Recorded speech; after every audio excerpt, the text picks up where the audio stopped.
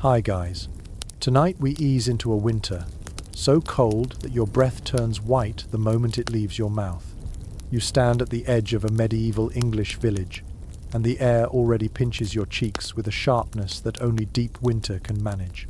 Frost thickens on every thatched roof. Icicles cling to timber frames like tiny glass knives.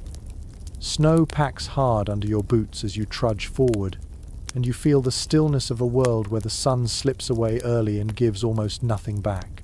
For a moment you imagine sleeping here through a night that drops below -20 Fahrenheit. You probably will not survive this. Not without a few tricks. Not without learning how these villagers did it long before anything like central heating existed. So, before you get comfortable, take a moment to like the video and subscribe, but only if you genuinely enjoy what I do here. If you want, you can also tell me where you are listening from and what time it is for you right now.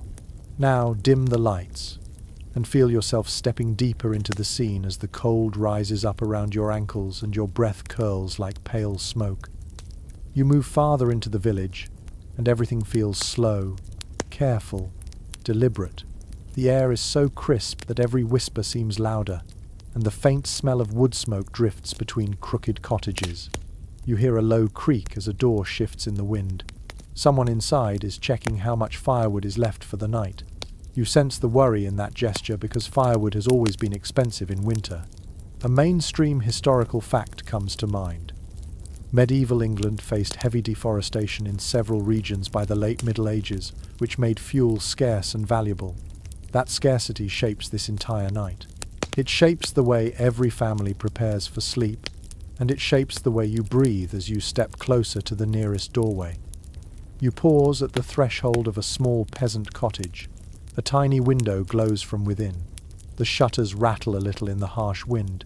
You slip inside, and the warmth from the room feels weak but comforting. A smoky fire smoulders in the hearth. The villagers are finishing their evening tasks. They eat something thick and hot, maybe pottage made from whatever root vegetables they managed to store before the first freeze. You can smell the earthy steam rising from the pot. You stand quietly and watch how careful everyone is with their movements. They are trying not to let too much heat escape.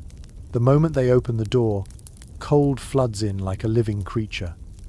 As you look around, another detail catches your attention. A small bundle rests near the hearth.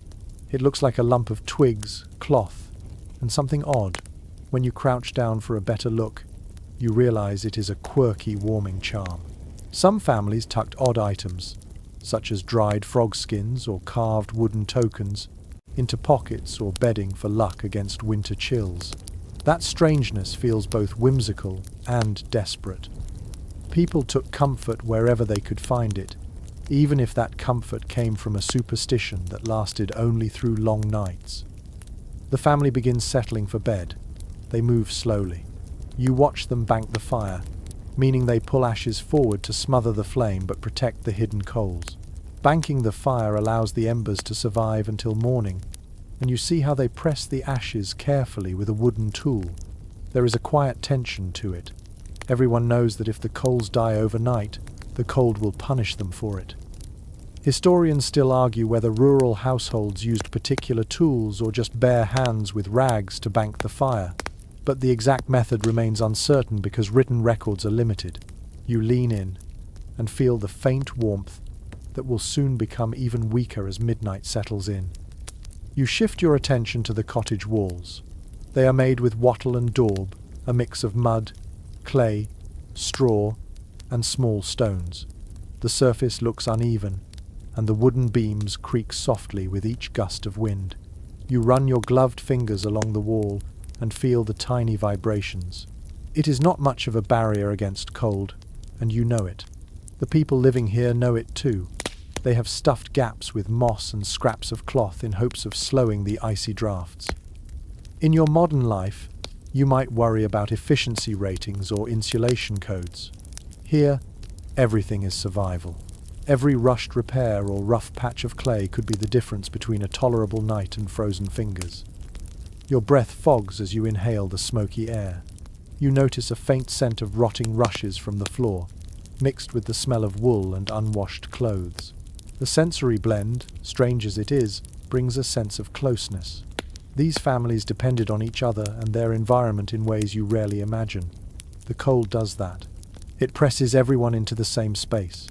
It turns rooms into ecosystems filled with whispers, sniffles, and the gentle shifting of tired bodies. One of the villagers glances at you with a knowing look. You get the sense that strangers stand out in winter because nothing moves freely during this season. People stay indoors when they can. Animals huddle in barns. The village paths are empty except for a stray dog or someone fetching water from a frozen stream. You understand how isolation becomes part of the nightly rhythm. Winter sleep is not just a biological need, it is a strategy. As you ease into the corner of the room, you allow the warm weight of your clothing to press against your shoulders. Thick wool scrapes your skin. You shift in place and feel the coarse texture catching on your sleeves. It is not comfortable by modern standards, but it works. It holds in heat, traps body warmth, and promises some measure of safety.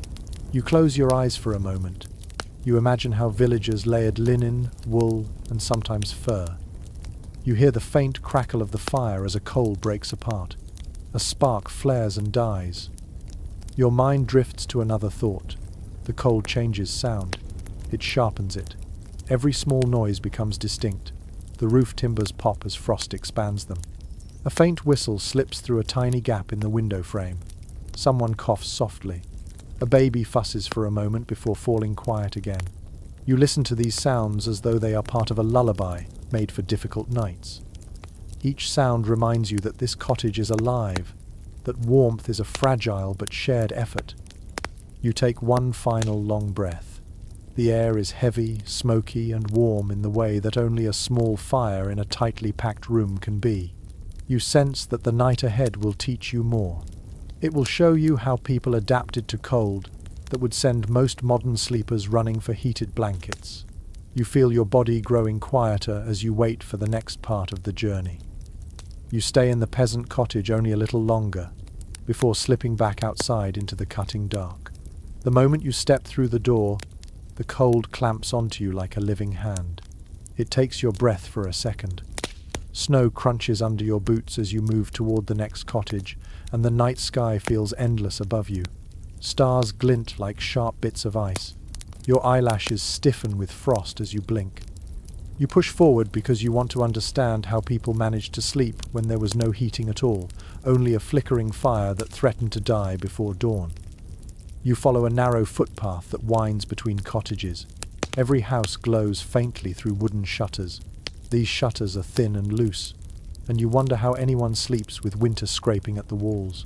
The truth is that they adapted by using darkness itself as insulation. When night fell, people shut everything tight, covered shutters with cloth, and relied on the thickness of the dark to slow the draft. You picture yourself inside one of these homes at the moment just before sleep. The fire is low. The air is smoky. The room is filled with the quiet patience that winter requires. When you slip into the next cottage, the scene is similar but not identical. Here, the hearth is already dying. A few embers glow like small rubies. A woman kneels beside the hearth with a long iron poker, carefully pushing ash around the embers. She is banking the fire, using slow motions to ensure it will still be alive when the family wakes. This was a mainstream reality in medieval households. Fire was precious. Matches did not exist. Lighting a new flame usually meant using flint and steel, a frustrating method that required practice and luck. Keeping the fire alive overnight was the safer choice. The whole evening revolves around that tiny glow. Your eyes adjust to the low light. You notice that everyone moves with quiet discipline. It is not theatrical. It is survival. You listen as someone whispers about how many logs are left. Fuel scarcity shapes everything. People used peat in some regions, dried turf in others, and sometimes even dried dung when wood was not available. The smell of burning dung might not be pleasant, but it delivered heat, and heat meant life. A quirky tidbit drifts into your thoughts. Some medieval villagers believed that certain types of dung produced better heat because the animals had eaten particular herbs. Imagine betting your comfort on what your cow had for lunch. The dim fire throws shadows that sway across the room. You feel those shadows brushing your face as you step deeper inside. The cold still creeps in through every crack. It moves around your ankles, sneaking across the floor like a low mist. Even with the fire, the temperature inside a medieval cottage could drop shockingly low. Families felt cold that modern sleepers rarely experience. You press your hands together, rubbing warmth into your fingers, and you settle near the hearth. The smoky air coats your throat. Someone places a kettle of water near the embers. They are trying to warm it just a little, enough to use for a quick wash before bed. Bathing was not a daily routine. A simple warm rinse was a luxury.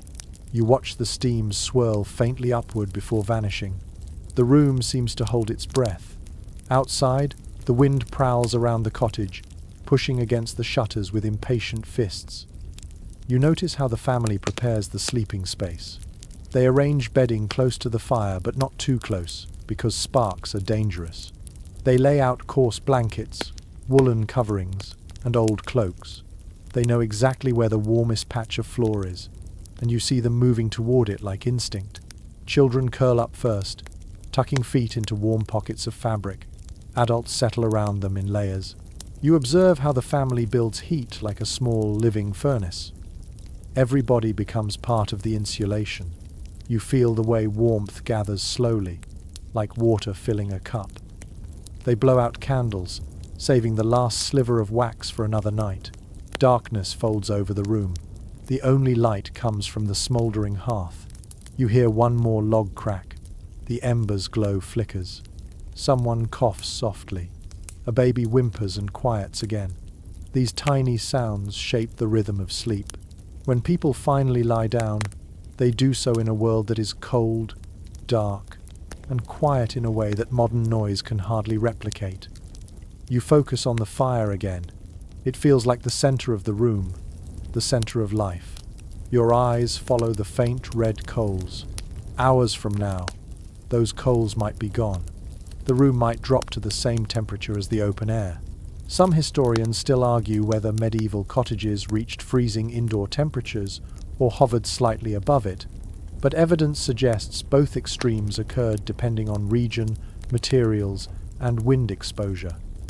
You sit with that uncertainty, feeling how fragile the line is between tolerable cold and life-threatening chill. You shift your weight, and a stray breeze slips across your face through a crack in the wall. It carries the scent of frozen earth. You understand why people feared winter nights. Without heating, sleep was not just rest. It was a cautious gamble. Every evening felt like a negotiation between your body and the cold.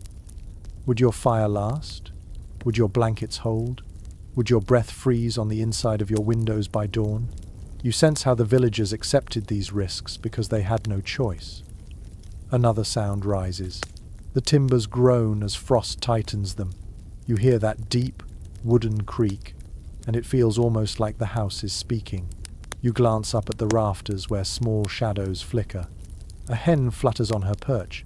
Some families kept small animals inside during winter nights for added warmth. Not just for convenience, but because even the presence of a few warm bodies shifted the temperature. The closeness of human life and animal life is quietly humbling. You breathe in gently and close your eyes. You let the cold settle around you just enough to feel it, but not enough to overwhelm you. You sit with the knowledge that these nights shaped medieval life in ways modern comforts erase.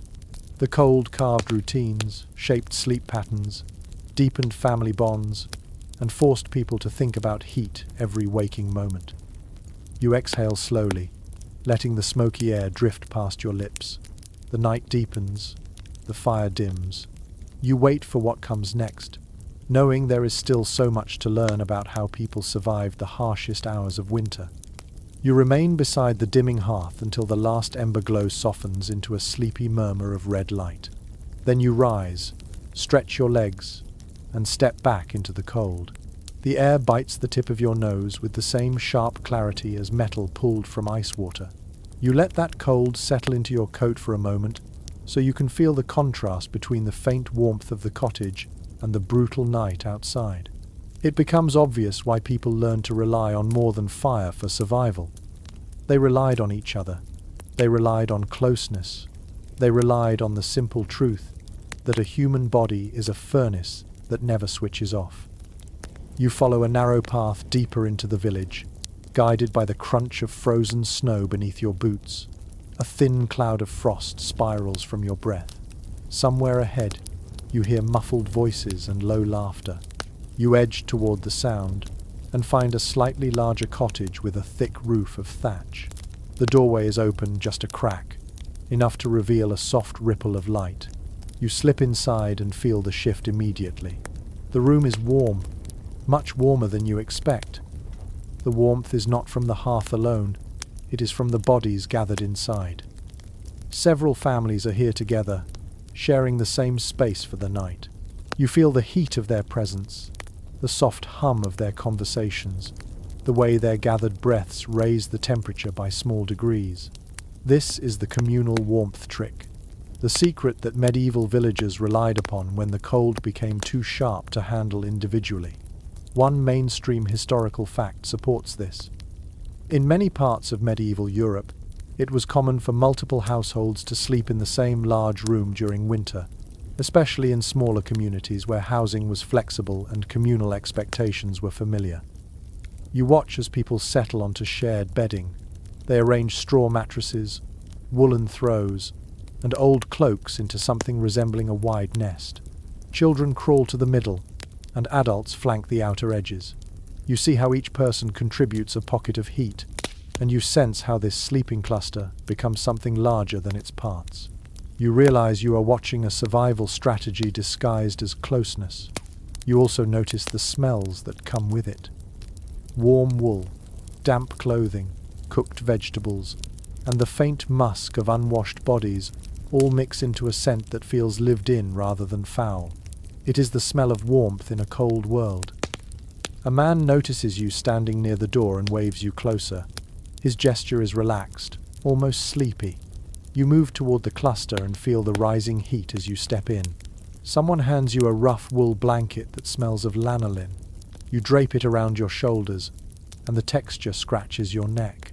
The warmth, however, builds quickly.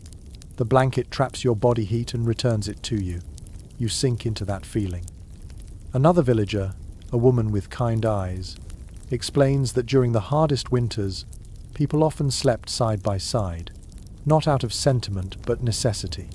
You picture yourself lying between strangers, sharing breath with people you met only hours ago. It sounds uncomfortable by modern standards, but here it feels natural. The cold does not care about personal space. It encourages people to become a single, layered organism made of cloth and skin and slow breathing. She leans in and whispers a quirky tidbit. Some households believed that sleeping between two particularly warm people could cure colds or fend off evil spirits that thrived in winter darkness. They even had a playful term for it in certain regions. They called it borrowing heat.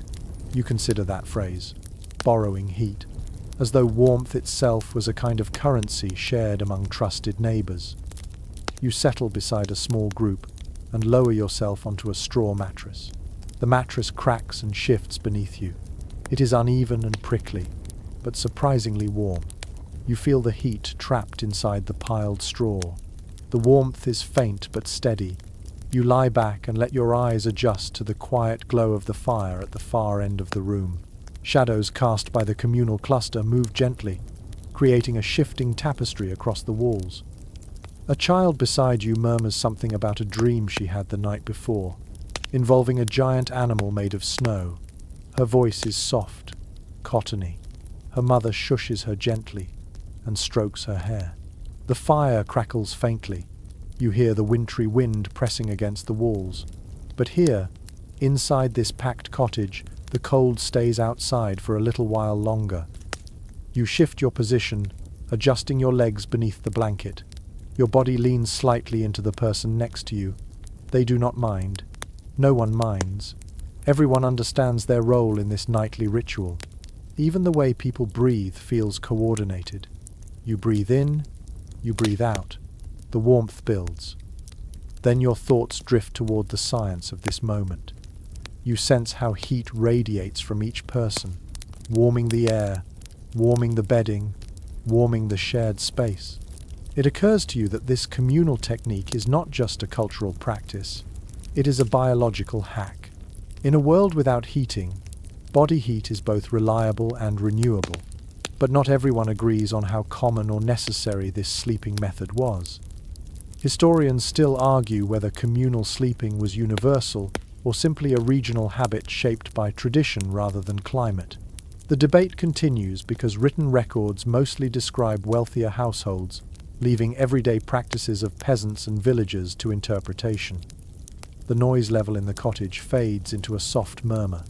A few people whisper quiet stories, while others simply close their eyes and drift into half-sleep.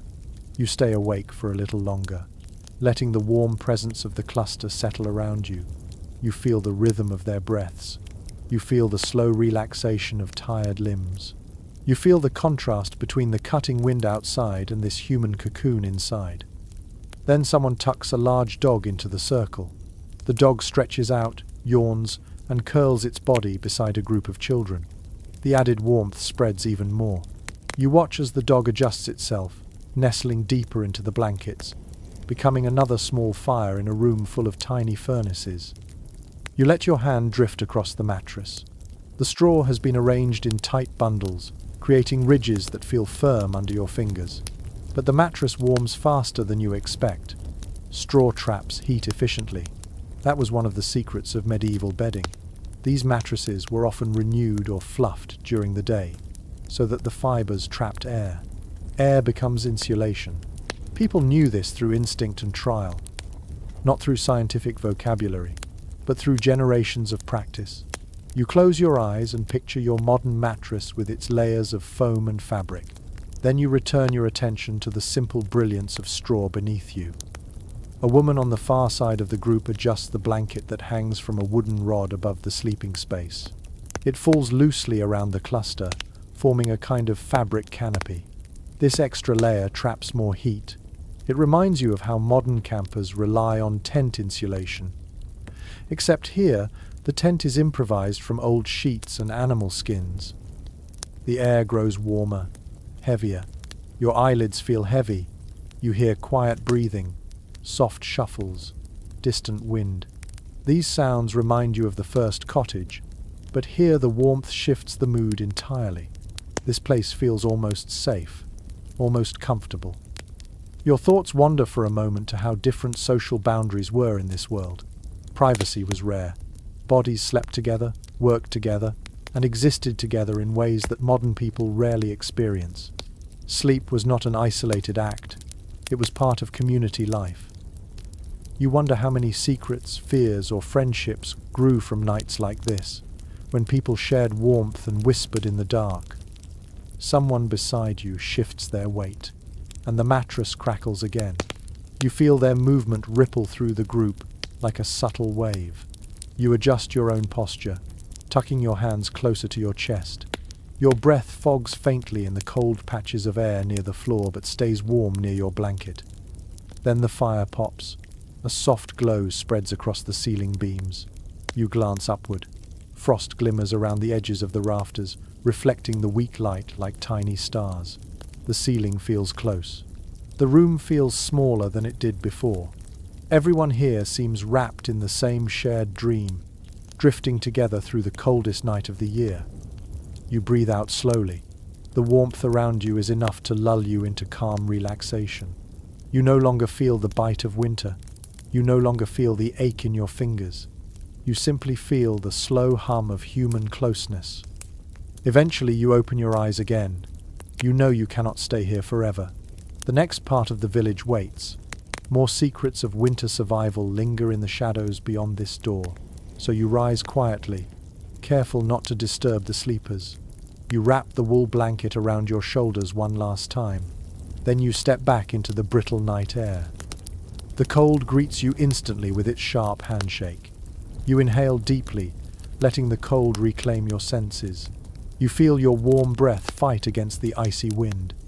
You let the contrast settle into your bones.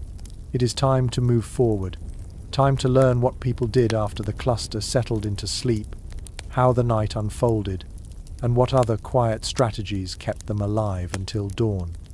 You leave the cluster of sleepers behind, stepping once more into the open night where the wind feels sharper and more impatient than before.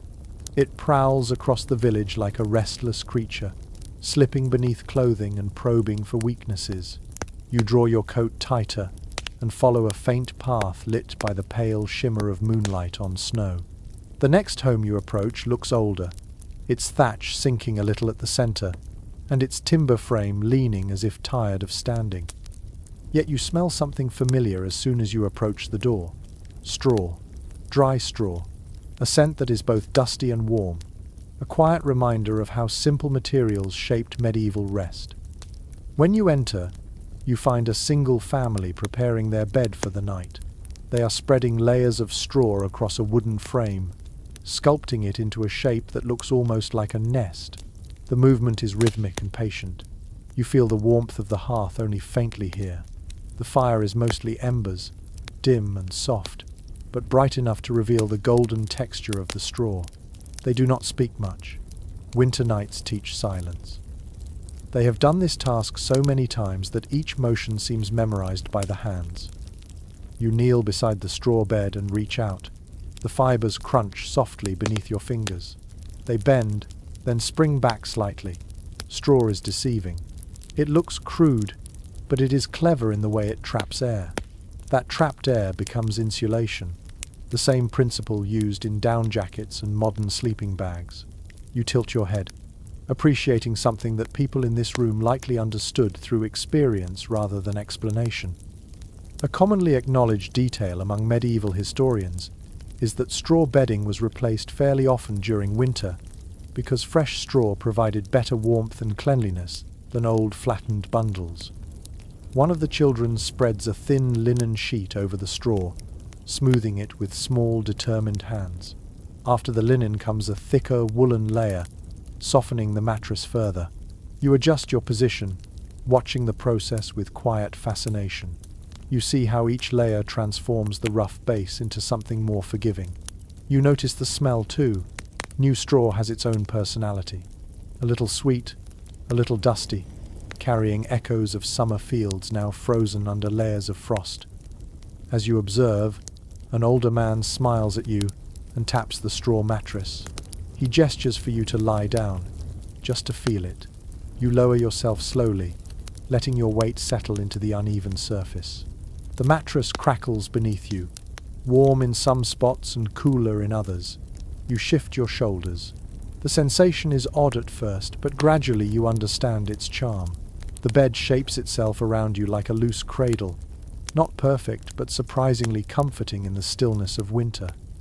The man leans closer and shares something peculiar. He says that in some villages, families mixed aromatic plants like meadowsweet or lavender into their straw bedding because they believed the scents kept pests away and encouraged better dreams. It is a small fragment of folklore he passes on with pride. You smile. The idea of a fragrant medieval mattress feels unexpectedly charming, almost luxurious in a world built around survival. You sit up again, letting the straw shift under your hands. The fire sputters, sending a weak glow across the room. You study the scene. Bedding is not just an object here, it is a crafted environment, a place to restore warmth that the day has drained away. You imagine the countless nights when families return to this same bed, exhausted from long hours of labor. Winter days were short but demanding. The cold stiffened muscles. Food was simple. Clothing was heavy. Every evening felt like a small return to safety. You run your fingers along the linen sheet. It is coarse and slightly rough against your skin. Most households had limited fabric, and linen was laborious to produce. Yet here it lies, stretched across the straw, adding a layer of comfort and hygiene. You realize something that scholars often emphasize in discussions about medieval life. Even the poorest households invested care in their sleeping spaces, because rest was one of their few defenses against illness and exhaustion during harsh seasons. You watch the mother of the family shake out a thick blanket made of wool and patches from older garments. She spreads it over the bed, tucking the edges tightly. The motion is almost ceremonial, as if sealing warmth into the bedding like a promise. You notice how the blanket carries the scent of smoke, lanolin, and long use. It is heavy, heavier than any modern quilt. Its weight seems to press winter away. Your eyes wander to the edges of the room. Bundles of rushes lie against the wall, ready to be scattered across the floor. They insulate the ground and absorb some of the cold rising from the earth. A few clay pots sit near the hearth, containing warm water for the night. A wooden stool holds a small bowl of dried berries, saved from autumn. Every object in the room feels chosen with care and purpose. You shift your attention back to the family. They gather on the bed with graceful familiarity. The father lies near the wall, the mother beside him, the children tucked in where warmth is strongest. You see how they wrap themselves in layers of fabric, how they curl inward like sleeping animals conserving energy. The bed creaks softly under their combined weight. The mother strokes the straw beneath her blanket and whispers something to the children about how the mattress will stay warmer through the night if they lie still and let their bodies sink deeper. She speaks as though passing down a piece of inherited wisdom. You sense that she has said these words before on countless winter nights. As the family settles, you think about the comfort level of such a bed. It is not luxurious by modern standards, but it is functional, warm, and adaptable. Straw has advantages. It resists moisture. It holds heat. It can be replaced easily. You imagine how the bed might feel after a few hours of sleep, warmed by shared breath, shared weight, shared quiet. You listen to the sounds of the room. The small fire pops occasionally. A child sighs softly. The father shifts his leg, and the straw crackles in response. You hear the wind outside, growling and sliding across the roof. The contrast between the chaotic weather outside and the stillness inside feels almost sacred. This straw bed becomes a small island of warmth in a sea of winter. You glance upward and notice faint flickers of frost forming on the inner edges of the window frame. The cold pushes against the wooden shutters, trying to invade the room. But the walls hold firm. The bed holds firm. The people hold each other firmly enough. The older man looks at you again and speaks in a low voice. He tells you that beds like this were temporary by nature. Straw broke down. It flattened. It needed to be replaced. He also adds that people sometimes carried bits of straw in their clothes throughout the day without noticing, a little sign that comfort clung to them wherever they went. You like that image. Comfort sticking to them like a quiet companion. Then he laughs softly and mentions an odd detail he remembers from his youth. He says that some people believed mice chose the warmest houses based on the scent of straw, and that families used this as a humorous way to brag about whose home was coziest. It is one of those folk beliefs that reveal as much about personality as it does about practicality.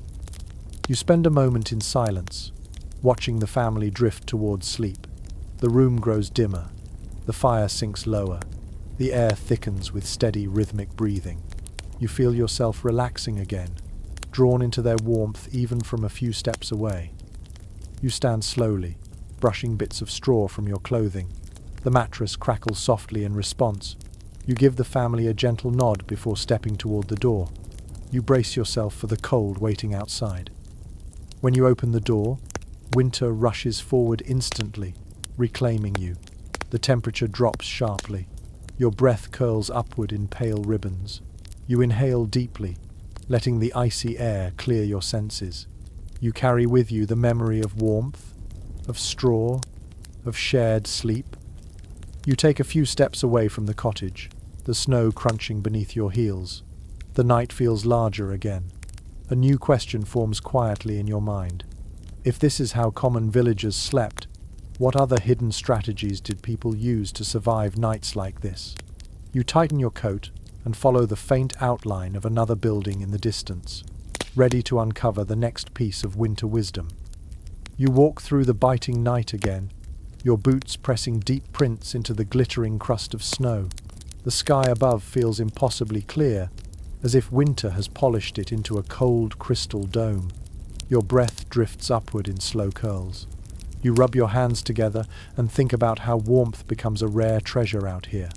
A treasure protected by layers of cloth, layers of habit, and layers of old knowledge shaped across generations. As you approach the next home, you notice something different about the light leaking through the shutter gaps. It flickers in a softer tone, almost honey-colored. When you push the door open, the first thing you feel is texture. Thick, scratchy, heavy texture wrapping the entire room.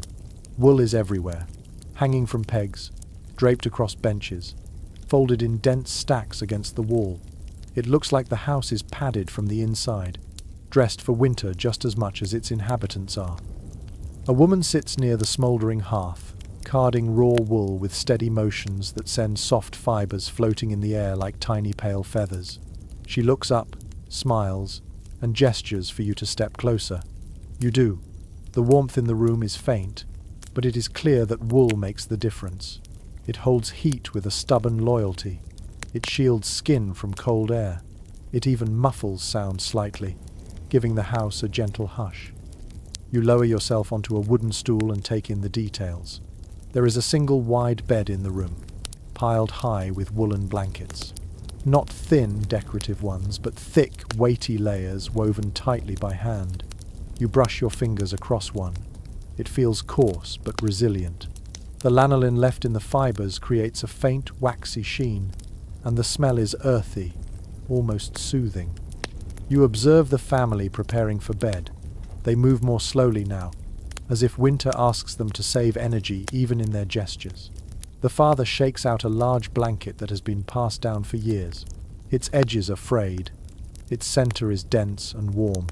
He lays it across the bed with the carefulness of someone handling a precious object. A commonly accepted detail among textile historians explains this scene well. Wool was one of medieval England's most valuable natural materials, both for trade and for daily survival, because it stayed warm even when slightly damp. That single fact-shaped clothing, bedding, and even the economy. You feel it here. You see it in the quiet pride of the household. The mother hands you a woolen tunic so you can understand its weight. You lift it, surprised by how solid it feels.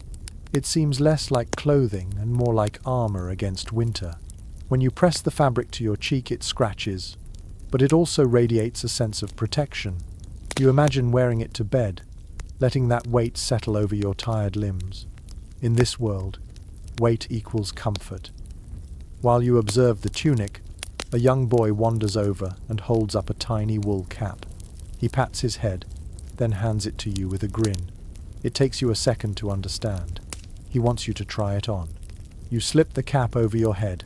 It fits snugly, covering your ears. Warmth spreads almost instantly. The boy beams, clearly pleased. He begins explaining that everyone in the house sleeps with caps because cold air collects near the ceiling and floor, and the head loses heat more quickly than people expect. His explanation is simple, but it feels rooted in family wisdom. His father chimes in with a playful detail. He tells you that in some villages, people believed sleeping without a nightcap let winter spirits nibble at your thoughts, making your dreams confused or restless. It is a small piece of folklore, shared with a laugh but remembered as part of the seasonal rhythm. The idea lingers in your mind with strange charm. You watch as the family settles onto the bed. They layer themselves in wool, starting with lighter blankets at the bottom and heavier ones near the top. The mother smooths the edges so no draft can slip in. You notice how the children naturally curl toward warmth, tucking their feet beneath the thick folds. You sit beside the bed for a moment and let your hand rest on the uppermost blanket. The heat building beneath it feels steady and confident. Wool does not warm instantly. It warms gradually, like a slow-burning ember, gathering heat from the sleepers themselves. Each breath, each shift, each moment contributes to the rising temperature. The father adds another layer, but this time it is something exceptional. A rich, dark wool woven more finely than the others. You run your hand across it. It feels smoother, almost silky in comparison. He explains that this piece is made from the fleece of their best sheep, sheared in late spring, spun carefully, and woven by his own mother. You sense the emotional weight in his voice. This blanket carries memory, labor, and hope. Winter has a way of making sentimental objects practical and vice versa. You glance around the room and notice something else. The walls are draped with rough woolen cloth. This is not decoration, it is defense. Hanging wool along the interior walls creates a barrier against drafts, trapping warm air near the bed. The fabric shifts slightly when wind presses against the exterior timbers. It moves like a kind of soft shield. As you examine the room, the older woman carding wool finally speaks. She mentions that wool garments were often brushed with certain oils or fat mixtures to improve their ability to repel moisture. She laughs quietly and says the smell could be unpleasant, but the warmth was worth it. You sense her experience in every word. She pauses her carding and tells you something scholars often discuss when studying medieval winters. She explains that wool was not just for warmth, it also represented stability. It was a resource families relied on, traded with, paid rent through, and depended upon for almost every season of life. The wool trade fed entire regions. Even kings measured part of their wealth in fleece. Understanding wool is understanding the medieval world. As the family drifts towards sleep, the room grows quieter. The fire settles into a gentle red pulse. Shadows soften. The wool curtains along the walls ripple faintly, as if breathing with the night. You let your own body relax, absorbing the warmth that seems to float through the room like invisible steam. A young girl pulls her blanket tighter and mutters something drowsy about how she hopes the cold does not creep under the door tonight. Her brother reassures her by pulling her closer. Their voices, tired and warm, melt into the air. You sit there in that softness for several minutes. You listen to the faint whir of the wool carder as the older woman finishes her last handful of fiber for the night. You hear the faint whistle of wind outside. You hear the bed creak as someone adjusts their legs. You understand in this moment how deeply wool shaped comfort in a world without heating. It was not fancy. It was not glamorous. But it was faithful. It trapped body heat, softened rough bedding, wrapped children and elders in protective weight, and transformed freezing rooms into tolerable havens. Eventually you rise, returning the cap to the cheerful boy. You pull your coat tight and step back toward the door. The woman smiles at you once more, then dims the lantern. When you step outside, the cold hits you immediately, but you carry the memory of warmth with you like a hidden ember tucked beneath your clothing. Wool survives beyond the fire. It lingers in your skin, your senses, your understanding. You walk away from the cottage, watching your breath drift upward like pale smoke, ready to discover the next way medieval people turned impossible cold into survivable night. You continue through the sleeping village, your footsteps sinking into soft layers of snow that sparkle beneath the moonlight. The cold wraps around you with fresh determination, slipping into seams and tugging at your sleeves. It feels colder now than before, as if the night has deepened its grip. You hug your arms to your chest and wander toward a larger building near the center of the settlement. The silhouette tells you this home belongs to someone with status. The roof is higher. The timber beams are straighter. A faint golden glow leaks through shutter cracks in thicker streams than the poorer cottages allowed. You sense warmth inside, not the thin survival heat you left behind, but something richer. When you enter, you feel it instantly. The air here carries a gentle softness, the sort that signals privilege. The fire in the hearth is still alive, not merely embers glowing in surrender. Logs burn with patient strength, sending waves of warmth rolling across the room in slow pulses. A subtle scent of beeswax and roasted grain drifts through the air. The floors are cleaner, covered with woven carpets that mute your steps. You take a few more steps inside, letting the warmth seep through your clothing until your shoulders relax. This is a wealthier household, and wealth means options. The difference becomes clear as you lift your eyes to the centerpiece of the room, a magnificent featherbed resting atop a carved wooden frame, elevated proudly above the cold ground. You approach it slowly, drawn to its height and soft, overstuffed shape. The feather bed looks impossibly plush compared to the straw mattresses of the previous cottages. Its surface curves slightly, as if welcoming a tired body with open arms. A man of the house, dressed in a padded robe lined with fur, notices your interest and gestures for you to come closer. His movements are unhurried.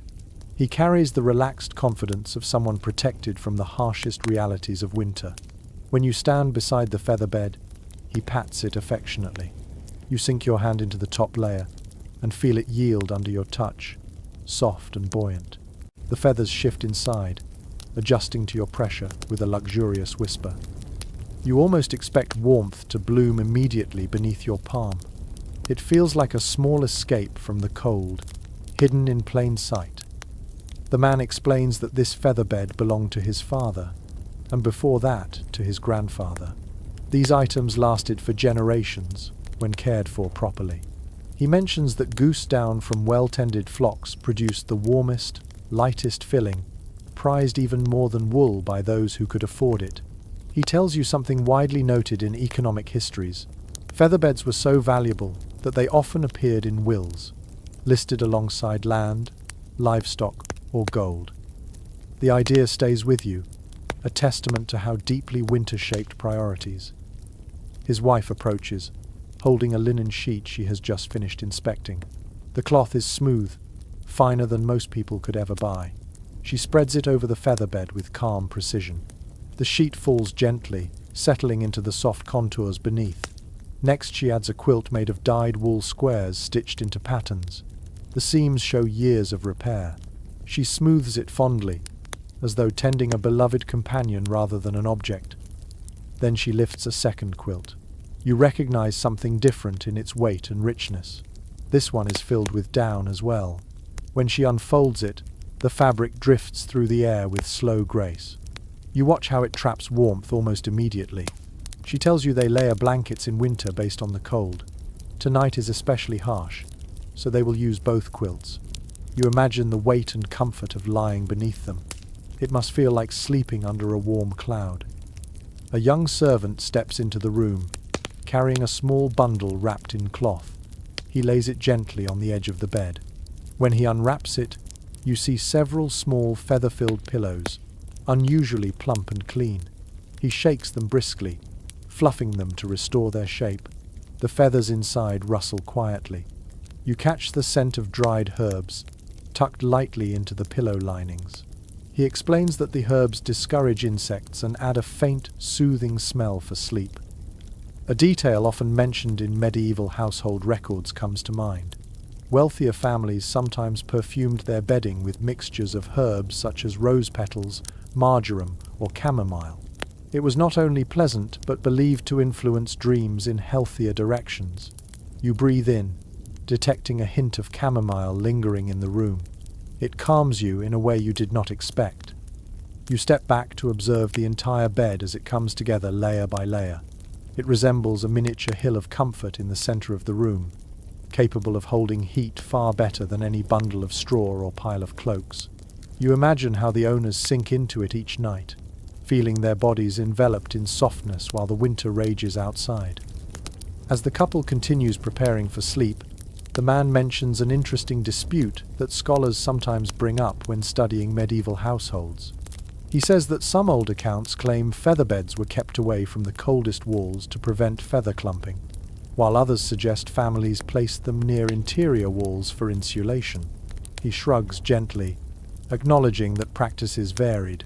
Explanations differ depending on region, tradition, and available space. No one can be certain which was more common. You sit on the edge of the featherbed, letting your weight sink into the soft layers. It feels entirely different from straw, wool, or shared communal warmth. This is a deliberate luxury made possible by economic stability. You shift slightly. The bed shifts with you, absorbing motion smoothly. A sense of security settles into your muscles. You understand why such beds were treasured. The mother of the house shows you another item. She brings out a fabric cover stuffed with feathers that they call a bolster. She places it near the head of the bed. It serves as both back support and a barrier against drafts. You touch it and feel it spring gently beneath your fingers. You admire how each item, each small improvement, builds layers of comfort that transform the sleeping space into a winter refuge. A girl, likely their daughter, approaches carrying a fur coverlet. The fur is soft and dark. She lays it across the foot of the bed. You brush it with your hand. It feels warm even before anyone touches it. Fur retains heat in a way that almost seems magical. She tells you that on the coldest nights, she pulls it all the way up to her chin. You picture her sleeping beneath it, safe from the icy winds. The father sets a wooden chest beside the bed and opens it. Inside are more blankets, folded neatly. He chooses one made of thickly woven wool, dyed in deep, earthy colours. He spreads it across the bed as the final layer. The structure of the bedding now resembles a fortress built from comfort rather than stone. The featherbed base supports everything above it. Quilts and blankets lock in heat. The fur coverlet adds protection. The linen sheet provides softness against the skin. You feel grateful just looking at it. Then you notice something else in the room. A small tapestry hangs near the bed, depicting a hunting scene. The thick fabric helps block drafts from the wall. Wealthier families often use tapestries for insulation as well as decoration. The image on it glows in the firelight. A deer leaps through a woven forest. A hound follows in mid-stride. The colours flicker like living flame. The daughter speaks softly, explaining that she likes falling asleep while staring at the tapestry. The shapes blur in the dimming firelight and become something dreamy. Her mother smiles and gently brushes her hair. You feel a warmth that does not come from fire or feathers, but from family tenderness. As they finish preparing, the household grows quieter. The fire still burns, but its crackles soften. The room fills with an intimate calm. You sit on the featherbed, feeling yourself drawn towards sleep by the gentle pull of the quilts and the rhythmic breathing around you. Then you stand, knowing you must continue your journey. The father thanks you for visiting. The mother gives a small bow of farewell. You step toward the door, feeling the weight of warmth in your clothing. The featherbed lingers in your senses like a soft memory. When you step outside again, the cold shocks your lungs. The wind sweeps across you, urging you forward. You exhale slowly, watching your breath drift upward. The village waits with more secrets, more fires, more beds, more ways humans learn to soften a harsh night. You keep walking. You continue along the silent village lane, feeling the icy wind press against your coat as if trying to herd you back indoors. But curiosity pushes you forward. You want to know how else people in this age carved out warmth from a world determined to freeze them. Your boots crunch through the powdered snow until you reach a cottage that looks different from the others. It is narrower and slightly taller, its upper floor jutting out over the lower one like a protective brow. A thin trail of smoke leaks from a small chimney. The shutters are closed tight, and yet you sense something unusual inside. When you ease the door open, a gentle pocket of warmth drifts out. It is not as strong as the heat in the wealthier home you visited, but it is unmistakably warmer than the open room you expect. You step inside and suddenly the layout becomes clear. This house has a built-in sleeping niche carved directly into the wall. You stare at it with growing fascination. The niche is like a wooden box tucked into the structure of the house, raised slightly above the floor and enclosed on three sides by thick timber walls. A curtain hangs across the open side. When you push the curtain aside, a small compartment reveals itself, just large enough for two adults to lie curled within it. You can smell wool, dry straw, and the faint lingering scent of herbs. The space feels cocooned, sheltered from drafts that wander freely through the main room. A woman seated near the hearth looks up from her mending and smiles. She tells you softly that this niche has served her family for 3 generations. You crouch down and run your fingers along the smooth wood of the inner walls. Warmth lingers there. You notice that the wood seems slightly darker where years of body heat have soaked into it. Someone added a layer of old wool along the back wall for insulation. You can imagine how the small space transforms into a pocket of comfort once bodies settle inside it. She invites you to climb in for a moment, When you do, the difference shocks you. Inside the niche, your breath warms the air quickly. The ceiling is low, and the space is small enough that the cold cannot chase you. You feel like you are tucked inside the house itself, embraced by its structure. This is warmth created not by fire or luxury, but by clever design. The family uses the niche the way people today might use a sleeping bag. You let your hands rest on the worn blanket beneath you, noticing the soft rise of old straw shifting underneath. The woman explains that these enclosed beds, sometimes called wall beds or tucked beds, became popular in certain regions because houses were drafty and heating fuel was limited. A widely repeated detail in architectural history notes that these niches trapped heat remarkably well, especially when paired with thick curtains. They turned the act of sleeping into a kind of retreat from the night. You imagine families sliding inside, drawing the curtain, and closing themselves into a warm cocoon while winter prowled outside. The woman gestures toward the main room. She points out that the shape of the house funnels cold air through certain corners but never into the niche. The niche sits above the floor where cold settles, but below the roof where warm air escapes. It is positioned exactly where warmth lingers longest. You admire the intelligence behind the design. It shows how architecture adapts to climate even when builders work with simple tools and local materials. She sits beside you and continues mending a pair of woolen socks. She mentions that when she was a child, she loved climbing into the niche on winter afternoons just to feel how quickly it warmed around her. She smiles at the memory, describing how she used to pretend it was a secret cave protected from snow spirits. Her voice is soft, but her eyes shine with fondness. A little boy runs over and crawls into the niche beside you. He sets down a small wooden horse carved from a scrap of oak. He tells you that this is his favorite place in the house because the niche feels like it hugs him. You laugh quietly as he snuggles deeper into the blankets. Children know warmth instinctively. They gravitate toward it like birds finding sheltered branches. The woman adds another detail, a bit of oral wisdom passed down by her ancestors. She explains that some people believed sleeping in enclosed spaces allowed dreams to grow clearer because the mind stayed warmer and more relaxed. Whether or not that is true, the idea feels charming. She shrugs gently, acknowledging that traditions grow from both practicality and imagination. You settle against the back wall of the niche, letting your breath warm the small chamber. The space grows noticeably more comfortable after only a few minutes. The boy shifts closer to you, giggling when your elbow brushes his arm.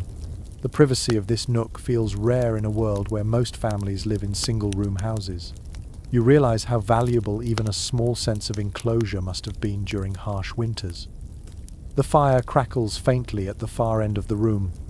The orange light dances through the curtain opening, casting soft shapes on the wooden ceiling. You listen to the sounds of the house.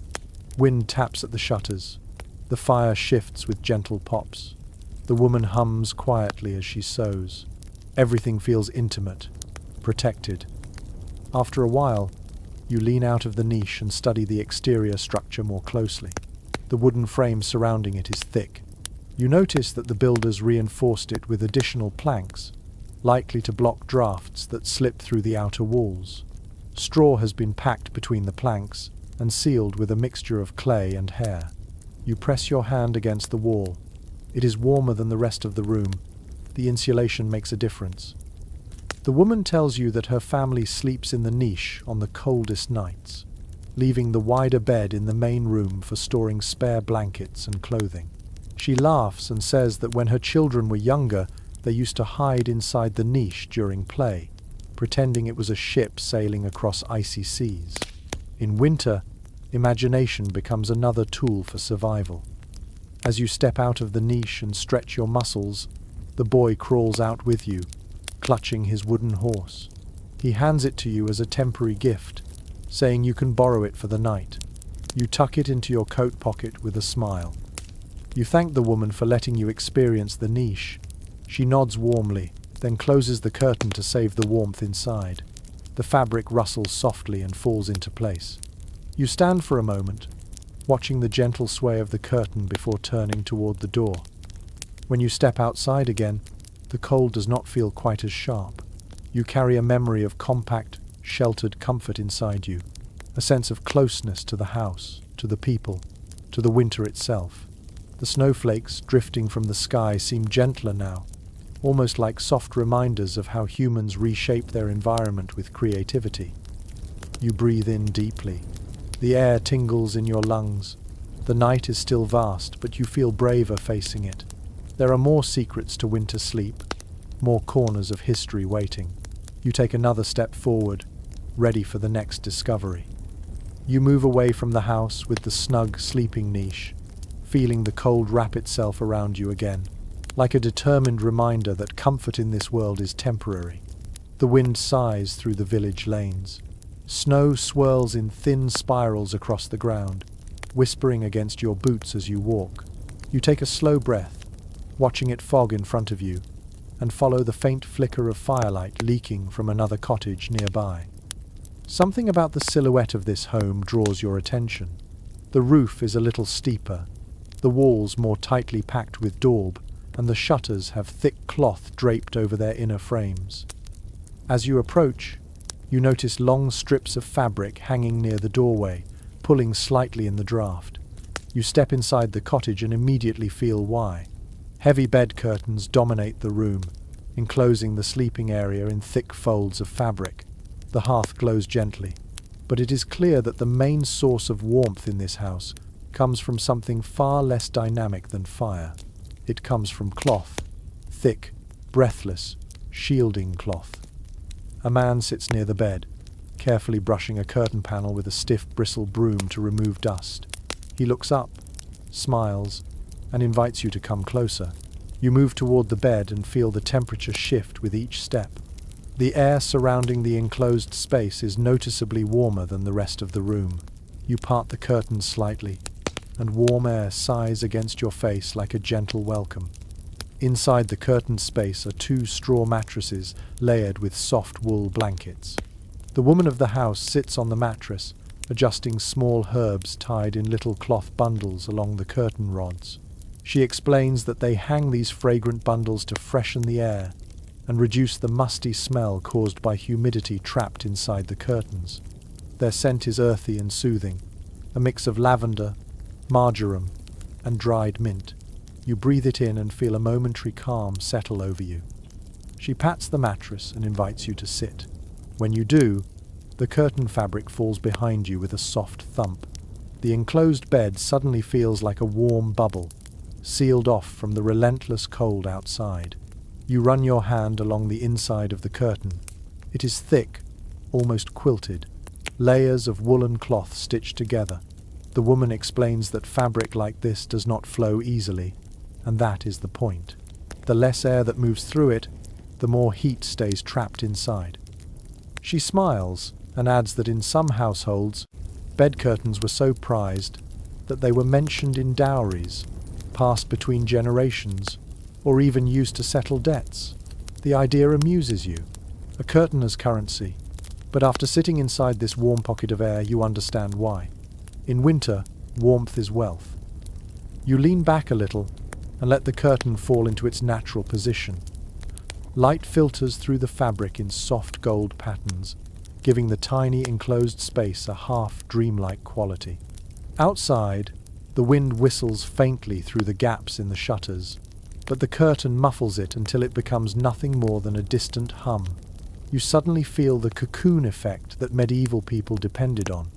It is a small sanctuary born from fabric and breath. The man joins you and points out the wooden frame above the bed that supports the curtains. He explains that the frame must be strong enough to carry the weight of the cloth, which grows heavier in winter as dampness creeps in from the breath of sleeping bodies. He knocks on the frame lightly, and the wood answers with a dull, confident sound. He tells you that this frame is older than he is. He grew up sleeping beneath it. His own father added panels to it when the winters grew harsher. As the woman adjusts a blanket, she explains something often repeated in studies of medieval domestic life. Curtains were not just about keeping warmth in, they were also about privacy. Most families lived in one large room, so these curtains offered a rare sense of separation. Behind them, people whispered stories, shared secrets, or simply enjoyed the illusion of solitude. You imagine how precious that privacy must have felt after a day of constant work and shared space. You reach out and trace a line of stitching along the curtain. The needlework is simple but strong, done with thick thread, designed to endure constant pulling. The woman tells you that she stitched these curtains herself, adding patches whenever they grew thin. She points to a faded square of fabric that once belonged to her grandmother's cloak. It adds strength and memory at the same time. The man laughs softly and tells you a bit of village humor. Some people joked that if your bed curtains had too many holes, the cold would slip in like an unwanted guest and join the family in bed. He taps one patched area and nods approvingly, proud of their handiwork. His smile carries the warmth of someone who knows how much these curtains protect him through winter. You sit quietly for a moment, absorbing the comfort inside the curtained bed. The sensation of warmth creeping into your limbs feels like a reward after walking through the icy village night. You lean back and let yourself savor the stillness, listening to the low crackle of the hearth beyond the curtain. After a short while, you lift the curtain and step out. The temperature difference hits you immediately like a cold hand pressing against your chest. You inhale sharply. The room outside the curtain feels several degrees colder. You instinctively pull your coat tighter. The contrast tells you everything about the brilliance of this simple design. The woman now rearranges the blankets inside the bed. She fluffs one woolen layer and tucks it at the foot of the mattress. She speaks softly about how much heat the curtains save, not just through insulation but through trapping body warmth. Once people settle inside and breathe together, the bed warms like a miniature room. The husband nods and adds that on the harshest nights, they sometimes hang an extra curtain layer, creating a second barrier that helps trap more warmth. He gestures to a folded curtain hanging neatly near the wall. You run your hand along its coarse surface. It feels heavy, like winter pressed into cloth. He also mentions an interesting debate that researchers occasionally discuss when studying medieval fabric practices. Some argue that households used bed curtains not only for warmth, but also as a way to display status through fabric quality, while others claim the designs were mostly practical and rarely decorative. He shrugs, acknowledging that both ideas may hold truth depending on the household. There was no single correct way to survive the cold. You crouch down and look at the bottom of the curtains where they brush the floor. The edges are weighted with small stones sewn into the hem. You lift one slightly. It tugs downward, ensuring the curtain falls straight and seals the warm space more effectively. This detail surprises you. It is clever and subtle, a reminder of how people solved problems with creativity. The woman folds her hands and tells you that she sometimes reads to her children inside the curtains by candlelight, though very carefully because open flames near fabric are dangerous. She describes how the curtain glows softly when lit from inside, turning the bed into a tiny illuminated den. You picture that tender image, a mother reading stories in warm half-darkness while the cold wraps tightly around the outside walls. She invites you to lie down for a moment to fully understand the comfort. You settle onto the mattress and pull a section of curtain closed. The warmth wraps around you almost instantly. The stillness inside makes you feel suspended, sheltered from everything beyond the cloth. It is astonishing how a simple set of heavy curtains can create such a gentle haven. You stay there only long enough to appreciate the ingenuity of the design, then rise again, knowing your journey is far from finished. The couple thanks you for visiting. You offer them a grateful nod and step toward the door. When you leave the cottage, the cold snaps at you immediately, but now you feel ready for it. You have seen how people push back against winter with fabric alone. You walk down the snowy path, breath rising like ghosts in the air, eager for the next shelter and the next secret of medieval nights. You continue down the icy path, the wind tugging at your sleeves with playful cruelty, as if reminding you that comfort never lasts long out here. A thin veil of snow drifts from the rooftops each time a gust sweeps through the village. You pull your collar higher and keep walking, guided by faint sounds that roll through the night. Low grunts, shuffling hooves, the muffled rustle of hay. These are not sounds of people. These are nighttime voices of the animals that share the rhythms of winter with the villagers. You follow the noise until you reach a sturdy timber building attached to a small cottage. Warm breath curls from gaps between the boards, glowing in the moonlight like mist rising from hidden springs. You step closer and smell it instantly. The deep, earthy scent of livestock, warm hide, dried hay, old straw. It is a dense aroma, familiar and grounding. You push open the barn door and step into heat so sudden that you inhale sharply out of surprise. The barn radiates warmth in a way you have not felt in any human dwelling so far. Animals create their own climate. Their bodies release steady heat, and the thick bedding beneath them insulates it further. You pause, letting your eyes adjust to the dim lantern hanging near the door. The light reveals cows shifting lazily, a pair of goats chewing cud even at this late hour, and a few chickens perched on a beam, feathers puffed out like tiny winter coats. A man sits on a wooden stool near a cow, mending a harness with slow, deliberate stitches. He looks up and greets you with sleepy friendliness. He gestures for you to come in and close the door to keep the warmth inside. You do, and the temperature rises even more, embracing you like a heavy blanket. The difference is astonishing. Outside, the cold stings. In here, it feels almost like early spring. The man explains that during the harshest winters, families often slept in or near the barn, especially if their house was poorly insulated. He chuckles softly and says that cows are more reliable than fire because they never let their body heat drop. You glance around the space again, feeling a sense of practicality woven into every beam. The barn is not simply a workplace. It is a shelter for humans as much as animals. He invites you to follow him into a corner where a raised wooden platform sits beneath a thick overhang. On the platform rests a simple bed made of straw, covered with a coarse wool blanket. It looks rough but inviting compared to the freezing outdoors. He pats the blanket and tells you that sometimes, on the coldest nights, his family moves out here to sleep with the animals. It was never considered shameful. It was considered sensible. You sit on the edge of the platform and feel the warmth rising from the ground. You run your hand through the straw. It is dry and thick, holding pockets of heat like tiny insulated chambers. Above you, the cow flicks its ears, shifting its weight with a low rumble. A wave of warm air rolls over you again. The cow's breath steams the air in soft puffs. The man laughs quietly and shares a light-hearted piece of rural wisdom.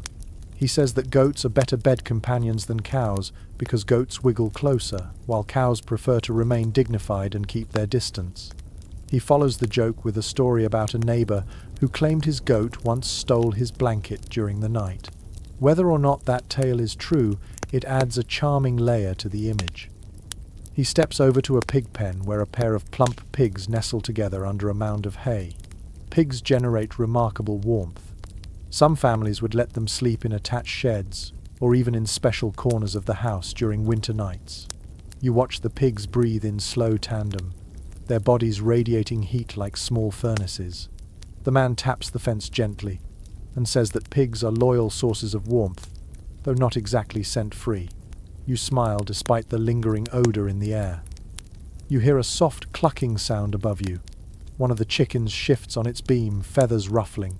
Chickens do not produce as much heat as larger animals, but their presence still lifts the temperature of the room by a few degrees. More important, they contribute to the sense of shared life. You look up at them and think about how many medieval nights were warmed by the presence of creatures whose survival was intertwined with human survival. The man now gestures toward the main cottage entrance that connects to the barn. He explains that in some homes, the cottage and the animal shelter shared a wall, so warmth could seep from one into the other. People took advantage of every bit of heat nature offered. He lifts a lantern and points to the wooden boards in the shared wall. They are warm to the touch. The animals on the other side breathe, shifting gently, and their warmth passes through as if moving with intention. While you walk with him, he mentions an observation commonly discussed in studies of medieval farming life. The reliance on animals for warmth was not seen as crude or primitive. It was viewed as a wise use of resources. Livestock was central to the family's survival, and their warmth was a natural gift in bitter winters. He brushes his hand along the flank of a cow and smiles with quiet pride. You crouch near the straw bedding again, letting your fingers sift through it. The heat from the animals mixes with the earthy scent of hay, creating a strange but comforting atmosphere. The barn feels alive, full of steady breathing and slow movements. There is a calming rhythm here, no hurried shuffling, no chattering voices, just the sound of creatures resting together against the night. The man sits back on his stool and tells you about an ongoing debate among agricultural historians. Some believe that sleeping in barns was a significant winter practice among the rural poor across England, while others argue it was less common and mostly reserved for emergencies or extreme weather. Written records differ, and oral accounts are scattered, leaving room for interpretation. He shrugs, acknowledging the uncertainty, and adds that in this village families do whatever the cold demands. You continue observing the barn. The lantern light glows softly across rough wooden beams, catching flecks of dust drifting like tiny sparks. You smell warm hay, animal breath, and faint smoky hints carried from the hearth next door. These scents blend into something raw and honest. A young girl enters the barn with a small basket of grain. Her cheeks are pink from the cold outside. She sprinkles the grain into a wooden trough and pats the side of a goat affectionately. When she notices you watching, she smiles shyly and tells you this is her favorite place in winter. She says the barn feels like a big breathing blanket wrapped around all of them. You find her words simple yet perfect. A breathing blanket. That is exactly what it feels like. As she finishes her chores, she picks up a handful of hay and tosses it playfully toward a chicken. The chicken clucks indignantly, hops twice, then resettles on its perch. The girl laughs softly. Her father joins her, and they speak for a moment in low, gentle tones. You can sense that this barn is more than a shelter. It is a place where family gathers, works, and sometimes sleeps. The girl looks at you again and tells you that when the wind screams through the village and frost forms on the inside of the cottage windows, they stay here. Her mother warms stones by the hearth and brings them to the barn to place under the bedding. Her father stacks extra hay along the walls to block drafts. They sleep close together, wrapped in thick blankets, listening to the animals breathe. She describes it as cozy, like sharing dreams with the creatures they care for. You feel a quiet admiration settle in your chest. This simple barn, with its coarse straw and earthy smells, reveals a warmth more genuine than luxury. It shows how deeply intertwined their lives are with the animals that sustain them. Here, survival is a shared effort among humans and beasts alike. You thank the family and step back toward the barn door. When you push it open, the cold greets you again with icy teeth. But this time you carry a different understanding of warmth.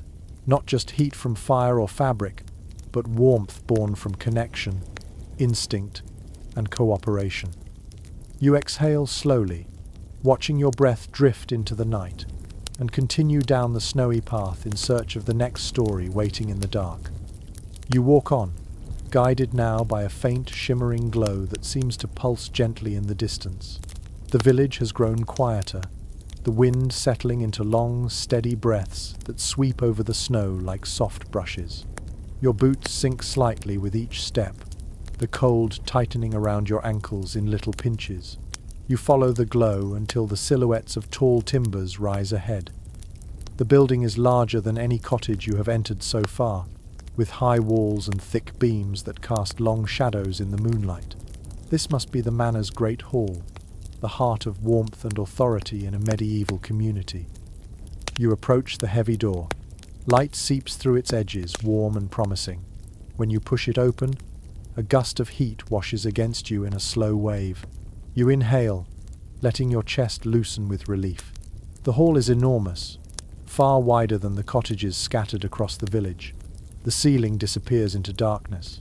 The air carries aromas of roasted grain, wood smoke, and resin. Across the stone floor, The last fire of the evening still flickers, burning low but glowing with a calm reddish hue that fills the hall with soft light. Several servants are finishing their nightly tasks. They sweep ash near the hearth, fold blankets, and set wooden mugs upside down on tables for the next day. Their movements are quiet, unhurried, worn down by a long routine. You step closer to the hearth, drawn as if by magnetism. The heat is stronger here than in the cottages. Even though the fire is fading, large stones around the hearth radiate stored warmth. You kneel and place your hand near them. The heat ripples upward gently, almost soothing your chilled fingers back to life. One of the servants nods to you as he collects firewood for the morning. He explains that the great hall fire burns much longer than household hearths because it is built with large logs. He gestures to a thick, partially charred log resting in the embers. Its surface glows in streaks of deep orange. He tells you that these big logs are meant to last through most of the night, so the Lord's family and their guests do not wake in freezing conditions. He crouches beside you, and adds that the heat from the great hall often helps warm the surrounding chambers too, even if only slightly. It is one of the few places in the village where you can feel warmth long after the flames have died down. You nod, understanding why people cherish the time spent near this fire. You sit on a low bench near the hearth. The thick stone radiates heat beneath you. You glance across the hall, noticing how everything glows with amber tones. Tapestries along the walls flutter faintly with the movement of warm air.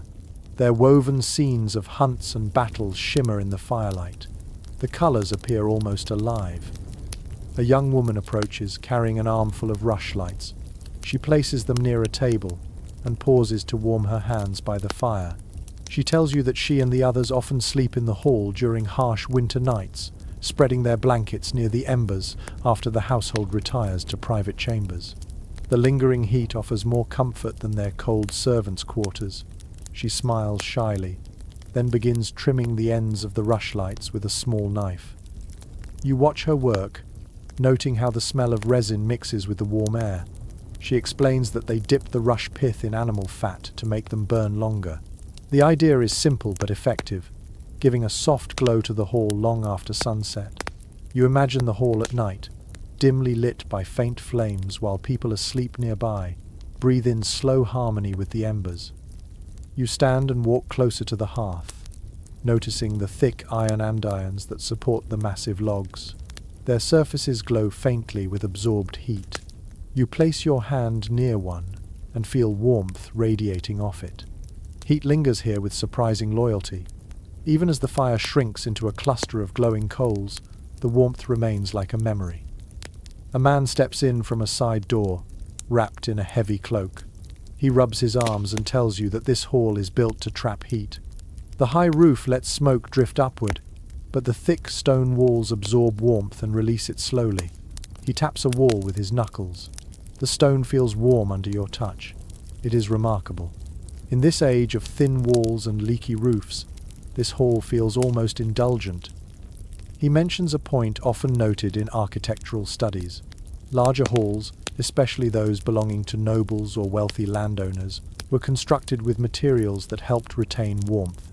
Stone absorbs heat from the fire during the day and radiates it back during the coldest hours of the night. You can feel that principle in action with every breath you take inside the hall. He moves to the far side of the room where a large wooden table sits, still draped with daytime clutter. A half-eaten loaf, a pair of wooden bowls, a dog curled beneath the bench. The dog lifts its head, sniffs the warm air, and drops back into sleep. Animals, even here, share the same search for comfort. The servant leads you to a smaller alcove at the edge of the hall. Inside, a bed made from layered blankets sits near a half-open window shutter. He explains that sometimes the younger servants compete for this sleeping spot because it is closest to the stones warmed by the hearth all day. You kneel and place your hand on the bed. The blankets feel heavy and warm, infused with the heat that lingers in the hall's core. He laughs and adds a small story. Last winter, 2 servants raced across the hall to claim this warm spot at bedtime. only to discover that the Lord's hound had already curled up there and refused to move. The group ended up sleeping around the dog, grateful for its warmth. The story makes you smile, a small glimpse into the playful side of winter life. The woman with the rushlights returns and begins placing them in wall holders. Their dim glow joins the fading hearthlight.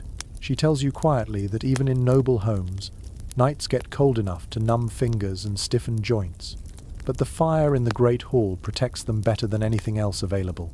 The servants gather here before the embers vanish and whisper stories, singing sometimes in soft voices until sleep catches them. She pauses and shares a fragment of folklore that her grandmother used to tell. If a person slept too far from the hearth during a deep freeze, their dreams could wander into landscapes of frost, and they might not find the path back to their body by morning. The belief is poetic rather than literal, but it speaks to the deep respect people held for warmth during nights like this. As you stand again near the center of the hall, you take in the whole room one more time. The tapestries glow with reflected fire, the stones breathe heat, the soft sounds of a dog shifting echo faintly. The servants' footprints in the ash-laden floor tell stories of a long day. You feel immersed in their world, sensing the balance between luxury and necessity. A slight crack from the hearth catches your attention. One of the embers breaks apart, revealing a brighter glow inside. A wave of heat sweeps outward, touching your face. You savor it, knowing that the fire will fade soon, and the hall will cool into another long winter night. You step toward the door, preparing to leave. The servants nod farewell. You push the door open and feel the cold rush in, eager to reclaim the air. You inhale sharply as the temperature difference shocks your senses. Outside, the village lies quiet under a cloak of moonlit snow. You take a few steps away from the hall, feeling both chilled and warmed by what you have just experienced. There is still more to discover. More ways people endured the biting cold, more nights waiting to be understood. You walk on, breath rising in pale ribbons as you move toward the next flicker of life in the winter darkness. You leave the great hall behind, stepping once more into the breathless cold that sweeps across the open space like an invisible tide. The wind has grown sharper, carrying fine grains of snow that sting your cheeks. You tuck your chin deeper into your collar and walk toward the dim outline of a small peasant cottage farther down the lane. A faint orange glow seeps through its shutters, weaker than the glow in the hall yet persistent, like a cautious flame guarding its last strength. As you approach, you smell something familiar, the scent of slowly dying fire, earthy, smoky, tinged with resin. When you step inside, the first thing you notice is the family hovering around their hearth with almost ceremonial attention. The fire is not roaring. It is low, nearly swallowed by ash, but still alive. The embers glow through a thin blanket of white dust, glimmering like tiny buried suns. A woman kneels on the hearthstone, lifting a small wooden rake. She works with gentle care, pulling the ash forward and spreading it over the embers with practiced rhythm.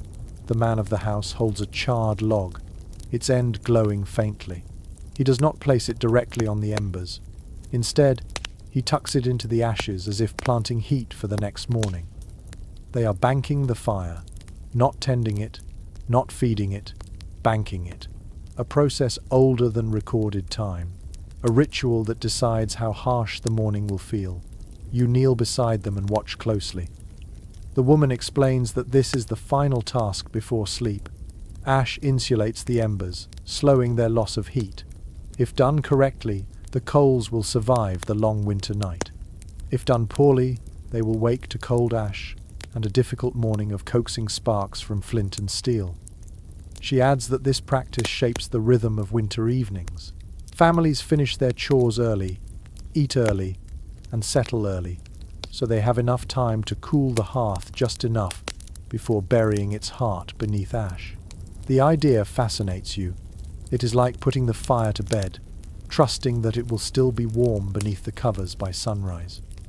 The man looks up at you and smiles, saying that the banking process carries small risks. If the ash layer is too thin, the embers will die. If the ash is too thick, the fire might smother completely. He gestures to a wooden paddle with a curved edge, its surface blackened by countless nights of handling embers. This paddle is the family's quiet heirloom, passed down, worn smooth, essential. As you sit beside the hearth, a child toddles over and hands you a small lump of dry moss tied with a cord. The mother laughs softly. The moss is not part of the fire ritual. It is merely a charm this child believes brings luck to the embers, an idea taught by a grandmother who enjoys keeping folk tales alive. You smile and gently place the charm near the hearth for the child's satisfaction. You lean closer to the fire and notice how the embers throb with life beneath the ash. Their glow pulses in slow movements, almost like breathing. You hold your hand just above them. The warmth rising from the hearth is faint but steady, enough to heat fingers, enough to keep the cottage slightly above freezing through the first hours of the night. The woman tells you something commonly mentioned in studies of medieval rural life.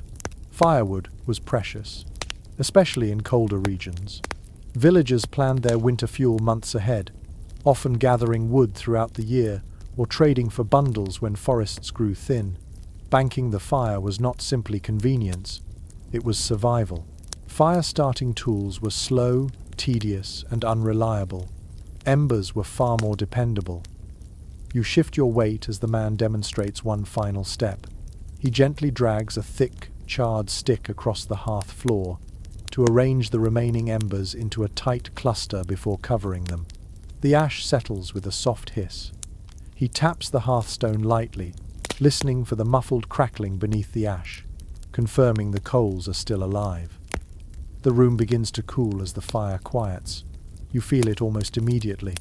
The difference between a living flame and a buried ember is dramatic.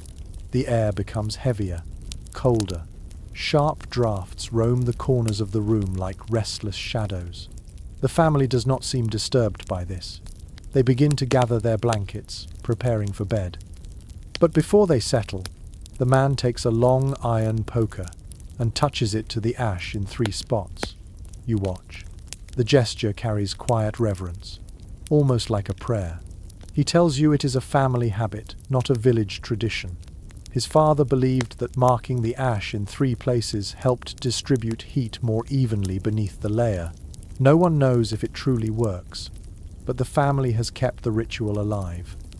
You stand and walk around the cottage, noticing how the room cools quickly. The windows whistle softly as the wind pushes through small gaps. The floor is cold beneath your boots. You understand why families hurry to bed after banking the fire.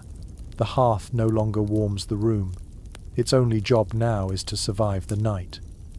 As you explore further, the oldest daughter lights a tiny rushlight from the last remaining flame before it disappears under ash. The small flame flickers brightly for a moment, then steadies. The rushlight becomes their final glow for bedtime tasks. She carries it across the room, illuminating shadows that gather behind tools and baskets. She pauses near a stack of chopped firewood and tells you something people in this region often believe. Cold embers with no living flame are considered unlucky to touch before sunrise. Old sayings insist that disturbing them brings bad weather. Whether this belief emerged from superstition or practical wisdom is unclear. Perhaps it was a way to keep curious hands away from dangerous coals at night. The girl sets the rushlight near her family's sleeping corner and pulls thick blankets over the straw bedding. She spreads old cloaks over the top and tucks in their edges with quick, efficient movements. 2 small dogs curl near the foot of the bed, their bodies already radiating warmth as they nestle into the straw. The woman folds her hands and tells you a curious detail from local memory. Some families used to sprinkle a pinch of dried herbs on the embers before banking them, hoping the scent would linger faintly through the night. She says the smell might not have lasted long, but it comforted people during the darkest nights. You imagine a faint trail of rosemary or sage drifting through a cold room. The room darkens as the rushlight burns lower. The family settles into their bed with soft shuffles and gentle whispers. The man pulls a wool blanket to his chin. The dogs stretch in sleepy contentment. The embers beneath the ash emit a faint glow, pulsing gently as if listening to the quiet. You step closer to the hearth one last time. The woman lifts a small piece of charcoal with tongs and places it near the center of the buried cluster. Her movements remain calm and careful. She explains that she places an extra coal there on nights colder than usual. She nods toward the shutter gaps that rattle with wind, adding that tonight needs every bit of heat. You watch as she smooths the ash one final time. The hearth becomes a small mound of white powder hiding its vital heart. You feel the warmth fading into the room's chill, like a sigh dissolving into silence. When you step outside, the cold night greets you again, yet you feel something different. You have just witnessed a quiet ritual that kept countless families alive for centuries. A ritual built on patience, trust, and intimate knowledge of fire. You take a long breath and walk forward through the snow. The embers behind you continue their slow, glowing work. Ahead lies more winter wisdom waiting to be discovered. You move on through the frozen night, your breath drifting upward in long pale strands as you make your way toward another cluster of cottages. The cold presses harder now, as if midnight has sharpened its teeth. You wrap your arms around yourself and let your thoughts wander to how deeply winter dictates daily life here. It affects not only sleep, warmth, and shelter, but also the subtler rhythms of the body. You soon learn that medieval people understood this truth instinctively. They knew that surviving brutal nights depended not only on fires or blankets, but also on what they put into their stomachs before crawling under the covers. You reach the next cottage and smell something rich and comforting drifting through its walls. A scent of meat, fat, roasted oats, perhaps a hint of onion. Your stomach tightens with hunger. You push the door open and step inside, greeted instantly by a wave of warm, savory air. A family gathers around a wooden table. A pot sits near the hearth, its sides glistening faintly with grease. A woman ladles steaming stew into small bowls, each portion topped with a glimmering layer of fat that has not yet solidified. The man of the house gestures for you to join them. The family shifts closer together, making room for you at the table. You sit, feeling the heat rise from the pot. Steam curls into the air, carrying aromas that seem almost unreal after breathing frozen air for so long. The woman explains that they always eat something hearty before sleeping on winter nights. The cold drains energy quickly. A full stomach protects the body from losing heat too fast. You watch as she dips the ladle again, this time lifting a thicker mixture from the bottom of the pot. It contains barley, bits of salted pork, and small chunks of root vegetables grown in their garden before the frost set in. The food looks simple, but it feels luxurious in the context of a winter night. She hands you a bowl. You cradle it between your palms, letting the heat seep into your fingers. The warmth feels like a small miracle. You lift it to your lips and taste the thick, fatty broth. It coats your tongue with richness and clings to the back of your throat as you swallow. The sensation is immediate, comforting, grounding. The family watches you expectantly, hoping you might enjoy their humble meal, and when you smile, their faces brighten. The father explains that food like this is not only nourishment, but preparation for sleep. Fatty meals warm the body from the inside. Oats, barley, and meat provide slow-burning energy that lasts through the coldest hours. Modern science explains why this works, but medieval people discovered the truth through experience. A warm, full belly is a shield against the night. He adds that when the family is fortunate enough to have butter or suet, they mix it into their evening pottage. Even a spoonful helps. You glance at the pot and notice droplets of golden fat shimmering on the surface. The mother ladles more stew into her children's bowls, encouraging them to finish every last scrap. One of the older boys explains that they sometimes add dried peas to the pottage, especially on nights when the wind rattles the shutters with extra force. He leans across the table and grins, saying that peas stick to your ribs and keep you warm even if the fire dies. You laugh with him, the playful comment blending easily with the warm atmosphere. The mother offers you a small bowl filled with something darker. When you peer inside, you see small chunks of preserved meat and a thick glaze of rendered fat. She explains that this is winter stock, kept in the coldest corner of the cottage. The family eats it sparingly because it must last many nights. It tastes strong, salty, and dense with nutrients. She shares a detail that rural families often repeated among themselves. They believed that eating fatty foods before sleep made dreams more stable and restful. Whether this superstition has roots in biology or imagination does not matter. It brought comfort to people during long, icy nights. As you eat, you notice a small pot near the hearth filled with something else. It simmers slowly, barely bubbling. The father explains that it is a tonic made by boiling herbs like nettle, elderberry, and yarrow. Some villagers drink it before bed to ward off the winter shivers. He hands you a small wooden cup. The liquid smells sharp with herbs and faintly bitter. You take a sip. It warms your throat immediately, spreading heat into your chest. The effect feels soothing, like a soft breath unfolding inside you. A girl sitting across the table tells you that her grandmother insists this tonic keeps frost from settling too deeply into the bones.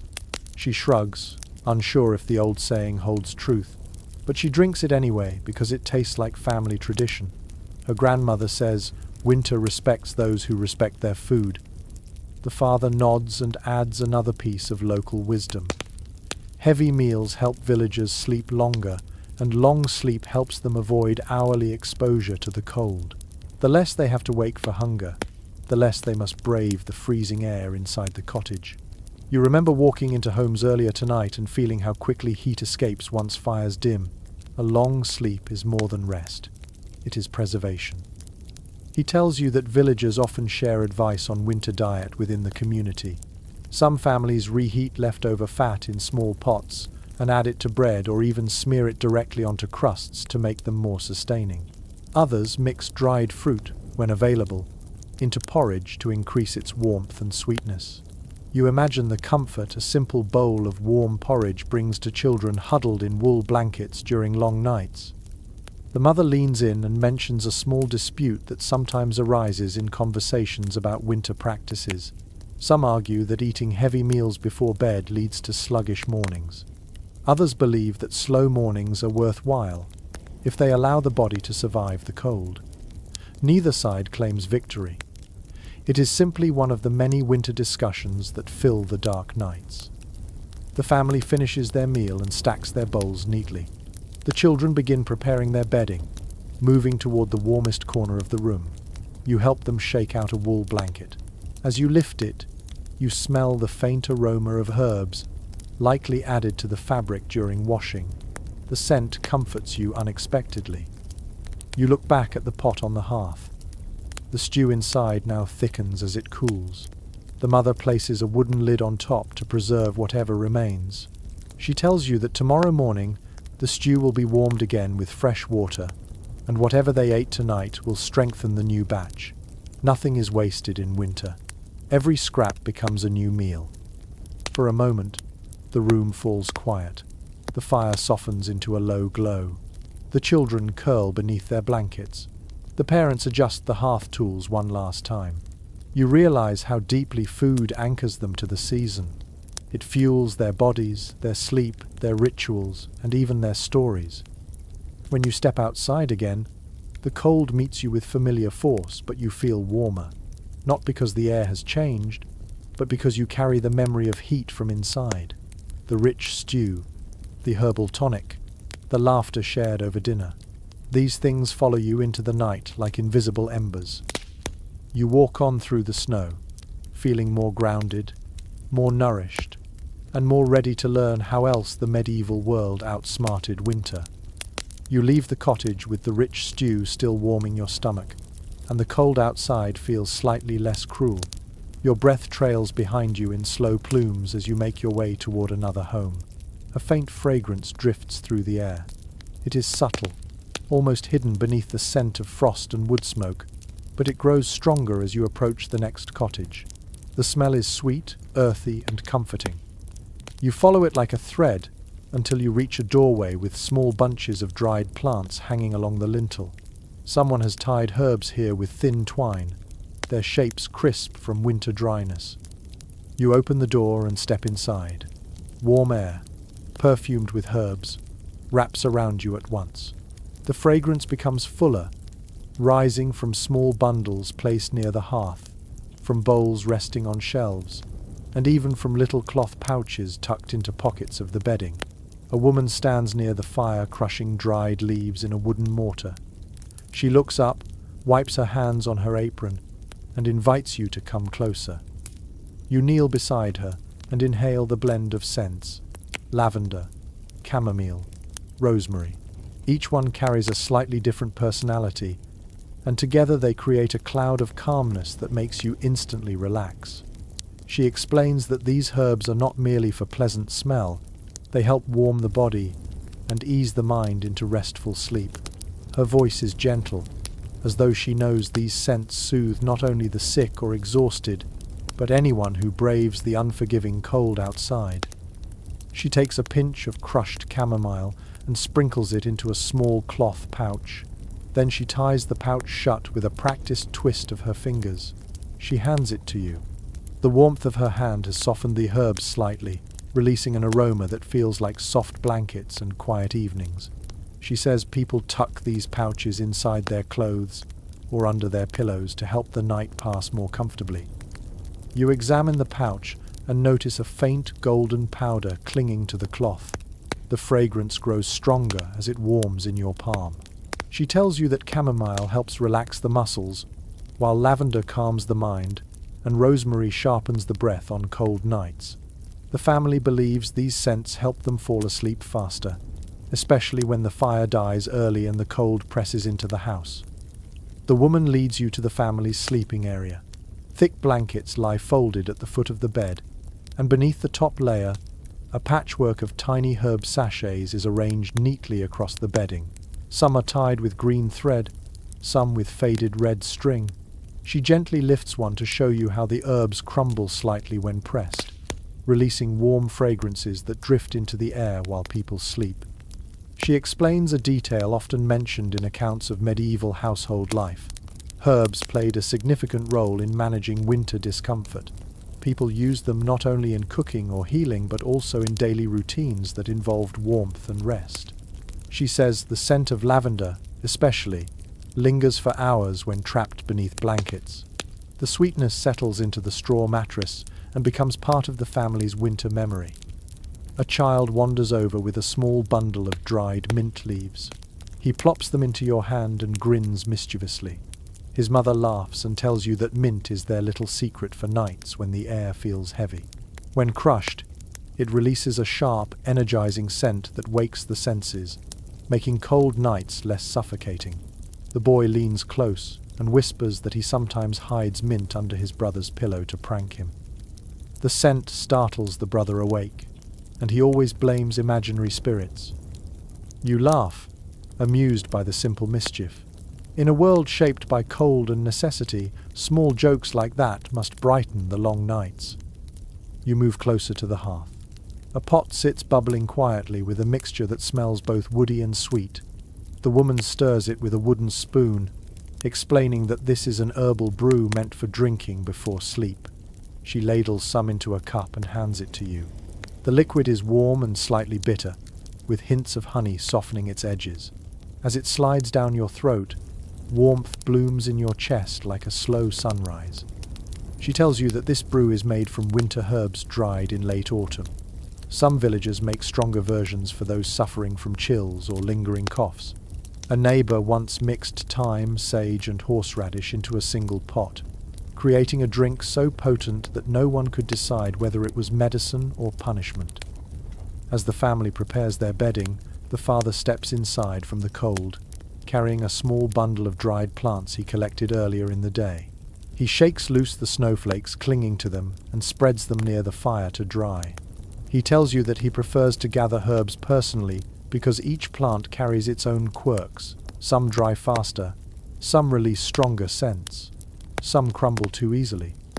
His method involves testing everything until he knows which plants will help the family on which nights. He adds a curious comment that reflects a subtle wisdom passed down across generations. Certain herbs behave differently in deep winter than in autumn or spring. He believes the cold strengthens their aroma, sealing the oils inside until they are warmed. Whether this is scientifically true or not, you can see why families continue to believe it. The mother invites you to help arrange the sleeping area. Together you lift the blankets and sprinkle a few dried petals between the layers. The petals crackle quietly as they settle. The children giggle, pretending the petals are magical flakes that ward off nightmares. You smile, appreciating the mixture of practicality and imagination that fills this home. Once the bedding is arranged, the parents show you one more practice. They take a small clay bowl filled with smouldering herbs and carry it across the room. The herbs release a soft stream of fragrant smoke that drifts like a gentle fog. They walk slowly, letting the smoke circulate. It creates a warm, comforting haze that settles in the air and clings to the walls. The father says this cleansing ritual keeps sickness away and adds a layer of warmth to the cottage. The idea fascinates you, not because the smoke truly heats the room, but because it transforms the atmosphere into something intimate and protected. He leans closer and shares a scholarly question that often arises in discussions of medieval herbal practices. Some researchers think these rituals served mostly practical purposes like masking smells or repelling insects. Others believe the rituals also carried emotional importance, helping families feel less vulnerable during the darkest nights. No definite answer exists, since written sources vary. Yet when you stand here, breathing in the smoky fragrance, it feels entirely reasonable that both explanations might be true. The little boy with the mint bundle tugs your sleeve and leads you to the window. Frost patterns lace the glass, forming delicate shapes like feathers and vines. He presses his palm to the frost, then quickly pulls it back with a laugh. His breath fogs the glass, leaving a small round patch of warmth. You mimic the action and feel the cold sting your skin. You both laugh quietly, sharing a moment of simple joy. As the night deepens, the family prepares to sleep. The parents settle beneath the thick blankets. The children climb in beside them. The herb sachets release their perfumes, filling the tiny room with a dreamy calm. The fire dims, but the air remains fragrant and warm in spirit, even if the temperature drops. You stand for a moment soaking in the harmony of the scene. The room faintly glows with the last embers of the fire. The scent of lavender and chamomile lingers like a soft sigh. You feel yourself relax just by standing here. When you finally step outside again, the cold rushes to greet you, eager as always. But you carry the warmth of herbs in your senses, a warm pocket of memory that seems to shield your thoughts from the freezing air. You walk forward, ready to discover what other secrets the winter night still hides. You continue through the sleeping village with the scent of herbs still lingering in your clothing. The cold presses against you, insistent and needling, but now you understand why every cottage you have visited so far feels layered with its own kind of warmth. Some homes rely on straw, some on wool, some on clever architecture, others on fragrant sleep aids. Yet there is another layer of winter survival you have not seen closely. Something so simple and universal that it touches every family regardless of wealth. The clothing they sleep in. You walk toward a modest cottage lit by a faint, wavering glow. Inside, the fire is nearly gone, just a stub of light flickering like a sleepy heartbeat. The room is chilly, but not lifeless. A woman sits on a wooden stool near the hearth, holding a linen nightshirt in her lap. She sews a patch onto one shoulder using slow, careful stitches. When she notices you, she smiles with tired warmth and invites you to sit near her. The nightshirt looks worn and softened by many winters. You touch the fabric lightly. It is coarse, but surprisingly pliable. Linen breathes well, she explains, and though it is not the warmest cloth on its own, it works beautifully when layered beneath wool. She lifts a thick woolen over-tunic and lays it beside the linen garment. Together they form the sleeping outfit her husband will wear tonight. She tells you that winter nightclothes are as important as blankets. Medieval people needed layers that trapped heat close to their bodies, but did not suffocate them. She shakes out the woolen over-tunic, revealing faint marks where it has been stitched and restitched through the years. Threadbare patches have been reinforced with scraps of cloth. Every piece tells a story of past winters. You reach for the tunic and feel the texture between your fingers. It is heavy. The wool has a slight sheen from lanolin. Its thickness promises warmth. The woman explains that they rarely wash these garments in winter because the natural oils help repel moisture and hold heat better. She chuckles, adding that smell becomes less of a concern when survival takes center stage. Her daughter enters the room, wearing a nightcap tied neatly under her chin. The cap is made of wool, with a linen lining on the inside. She adjusts it shyly and tells you the cap keeps heat from escaping the head. Without it, she wakes up cold no matter how many blankets she uses. You nod, realizing how much body heat rises and how easily it escapes into the air without protection. The girl holds out a second cap for you to examine. The fabric is soft where it touches the forehead but rougher on the outside. It has been mended several times. The mother says caps like this were essential, even in wealthier homes.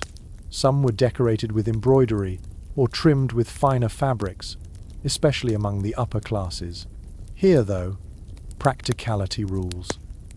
The father soon enters from a small adjoining room, pulling at the sleeves of a long linen shirt he has just put on. Over it he wears a woolen jerkin that seems almost too thick for sleep. But he tells you that nights like this demand protection from the cold. The jerkin traps warmth close to his core. He ties it snugly with a cord around his waist. He chuckles and shows you the long woolen stockings he wears to bed. They reach almost to his thighs and are fastened by simple garters. Without them, he says, his legs ache from the cold by dawn. You run your fingers across the stockings. The knit is tight, dense, and slightly scratchy. But that scratchiness is part of their charm, he adds. It reminds him he is warm and alive on winter nights. The mother picks up a small bundle of cloth from a bench and unfolds it. Inside are gloves. Thin linen gloves, worn under heavier wool mittens. She explains that she sleeps with the linen pair only, while her husband sometimes adds the wool layer if the wind is fierce.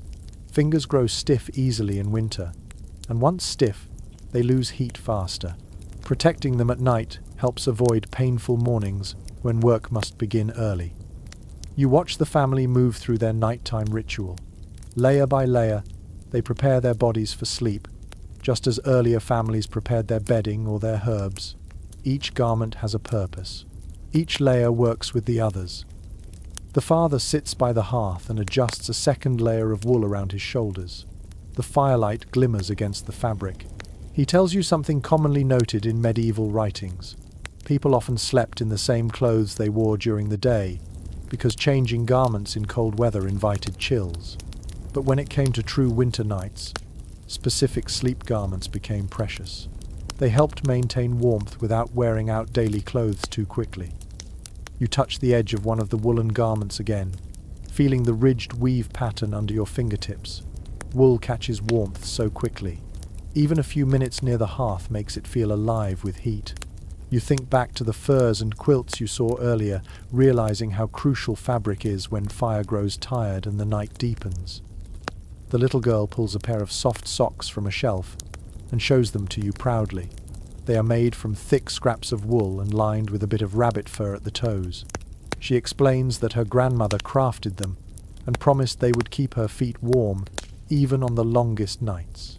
She wiggles her toes as if demonstrating their power. You smile, touched by the small moment of childish pride. The mother lights a tiny tallow candle, barely more than a stub, and carries it toward the bed. She sets it on a low shelf and lets its flickering glow reveal the sleeping space. The bed is covered with 2 layers of blankets, each carefully arranged. She places woolen nightshawls along the head of the bed for extra warmth, should someone wake shivering. The father steps beside you and shares a thought that many families in this region agree on. Good night clothes save more warmth than a weak fire. Fire warms a room, but clothing warms the person directly. On the harshest nights, wind can steal heat from the very air, but clothing clings tightly to the body, serving as the final defense. He then describes a lingering question often discussed by those who study medieval daily life. Did most people wear multiple layers to bed every night in winter, or only during extreme cold. Some argue that thick layers were a constant need. Others suggest families adapted based on how much fuel they had for the fire or how drafty their homes were.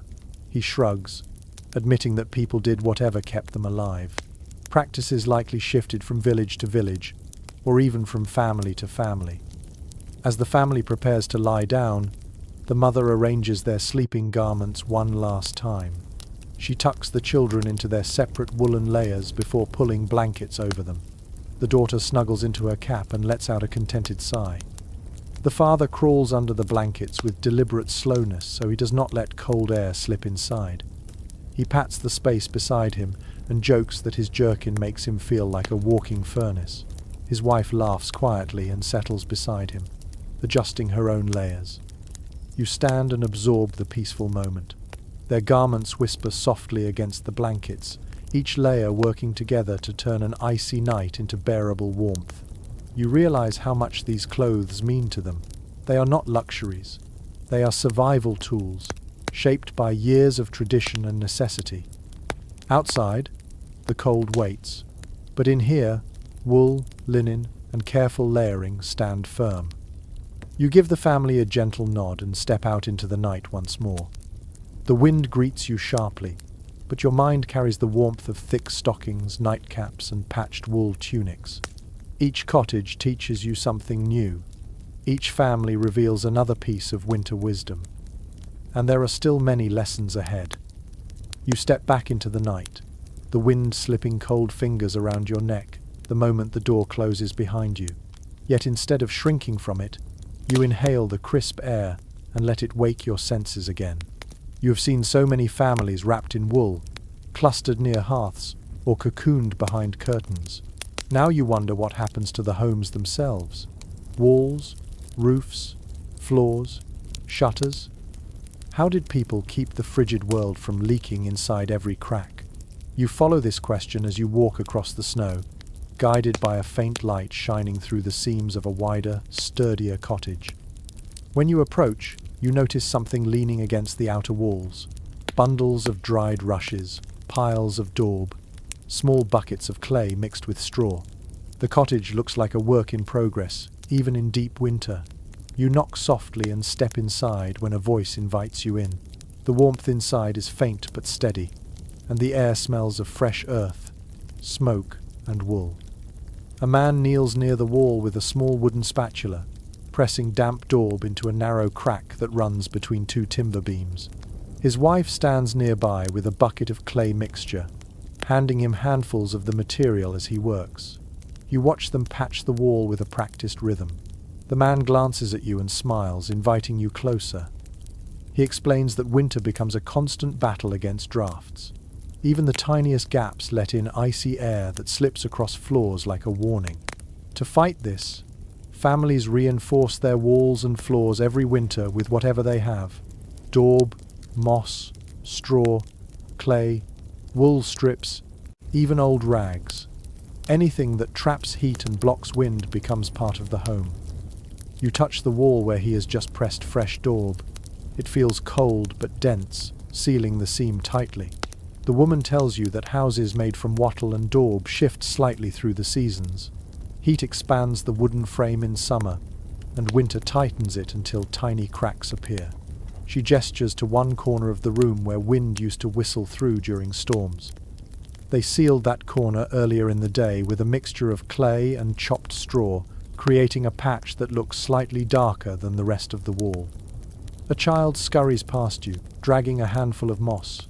He stuffs it into a small gap near the base of the wall, patting it proudly. His father laughs and ruffles his hair, saying the boy has become an expert at spotting drafts. You crouch near the patched gap and feel how effectively the moss stops the cold from creeping in. It is soft, flexible, and easy to pack tightly. Nature becomes part of their architecture.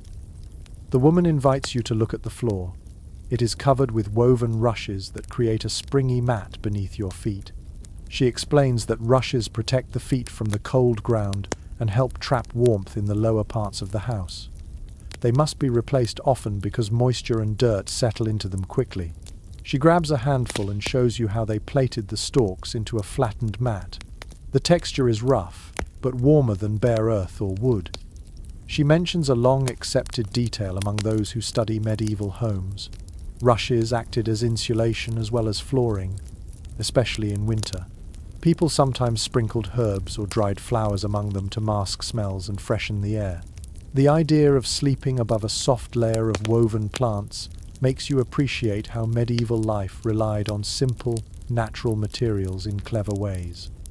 You look toward the ceiling. Thick wooden beams cross overhead, their surfaces aged by smoke and frost. The man explains that roofs often let in cold air when the wind rises, especially when thatch grows old. To fix this, families climb into the loft to press straw into gaps or hang cloth beneath drafty spots. He points to the loft ladder and encourages you to climb. You ascend slowly, feeling the temperature shift. The loft is cooler than the main room, but it is also lined with layers of straw packed so tightly that the air feels still. You run your hand across the straw. It is dry and brittle, but effective. It absorbs sound and heat, becoming a buffer against the winter night. The man joins you and shows how he uses long sticks to push the straw deeper into the edges of the roof. He explains that this prevents wind from slipping through the thatch and chilling the room below. You listen to him describe a time when a storm tore part of the thatch away and left the family freezing for days until neighbors helped repair it. Community effort often saved families in winter. Roof repairs were never done alone. Descending back into the main room, you notice a small shelf near the window. The shutters are reinforced with thick cloth strips woven through wooden slats.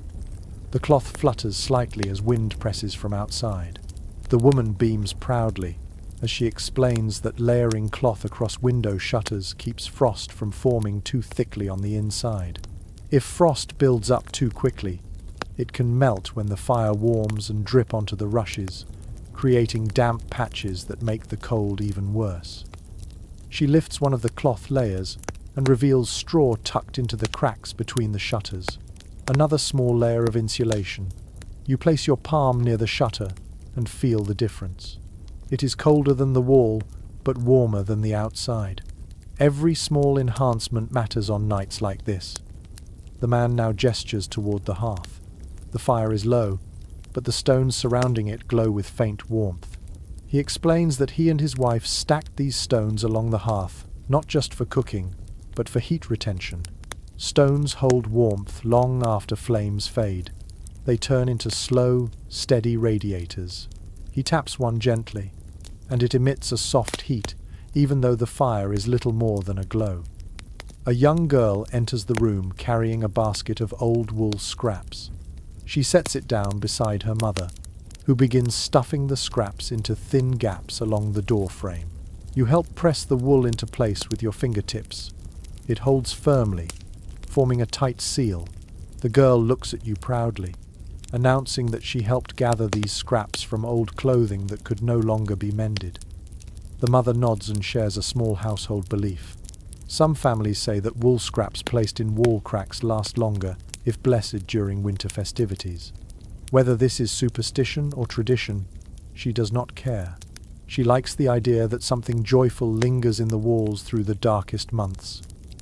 As the family continues their tasks, the father tells you there is a question often discussed among people who study historical building techniques. Did most families reinforce their homes every winter, or did only a few manage these improvements consistently? Some believe constant reinforcement was common. Others think many families lacked the materials or energy to maintain their homes this carefully. He says it likely depended on weather patterns and household strength. Some winters demanded far more work than others. You begin to understand that weatherproofing a medieval home was not a single chore but a season-long project. Every day brought new cracks, new chills, new patches to fix. Cold finds ways in. People find ways to keep it out. The family finally finishes their evening repairs. The father rubs his hands together near the hearth, letting the faint warmth settle into his skin. The mother folds the extra daub neatly, storing it beside the wall for tomorrow. The children curl near the warmest corner of the room, giggling quietly as they play with wool scraps.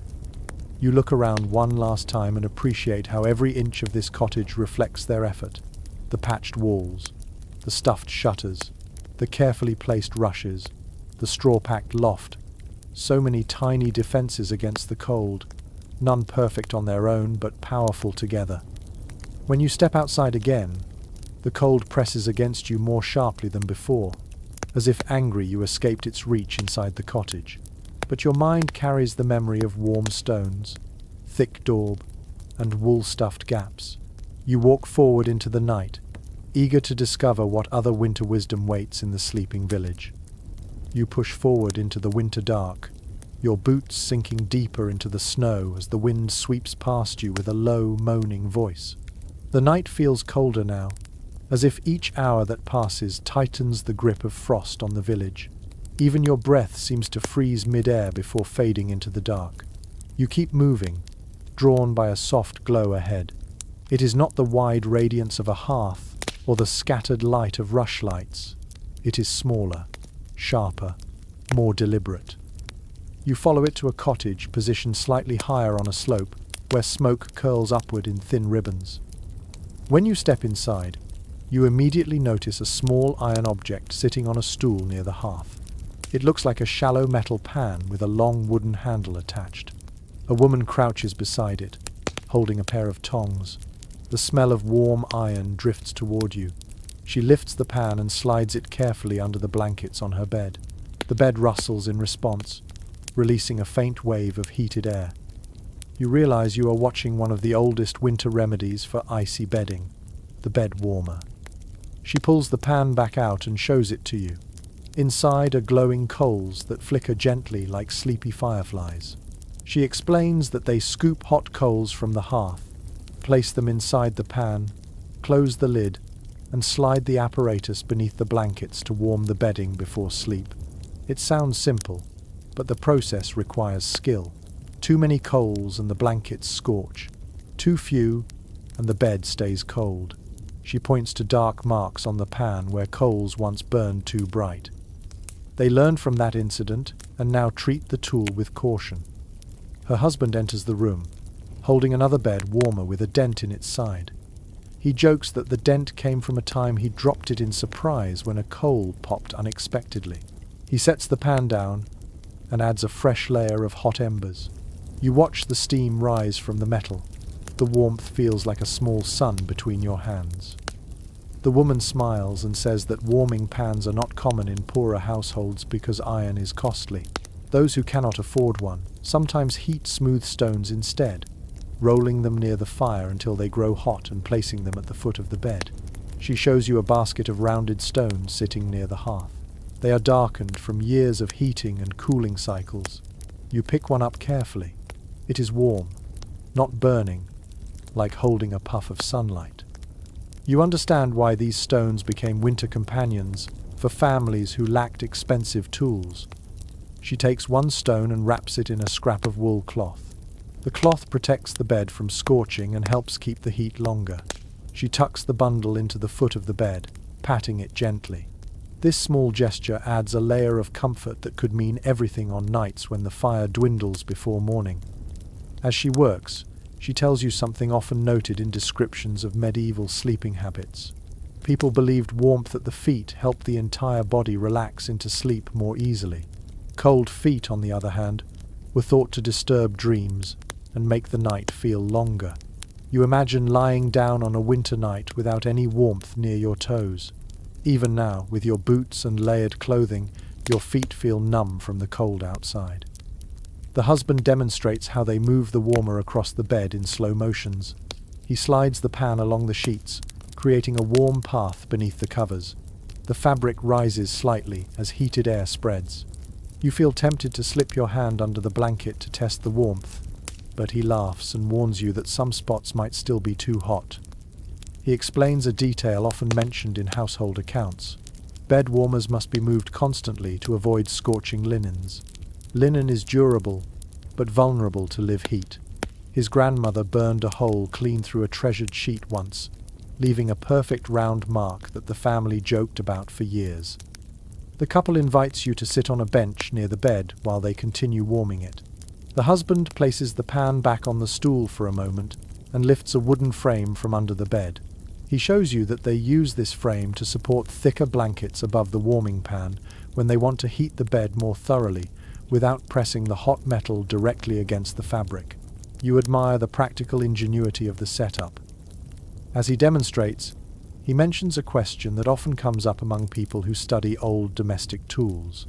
Did most households use warming pans regularly, or were they mainly a treat for wealthier families in rural areas?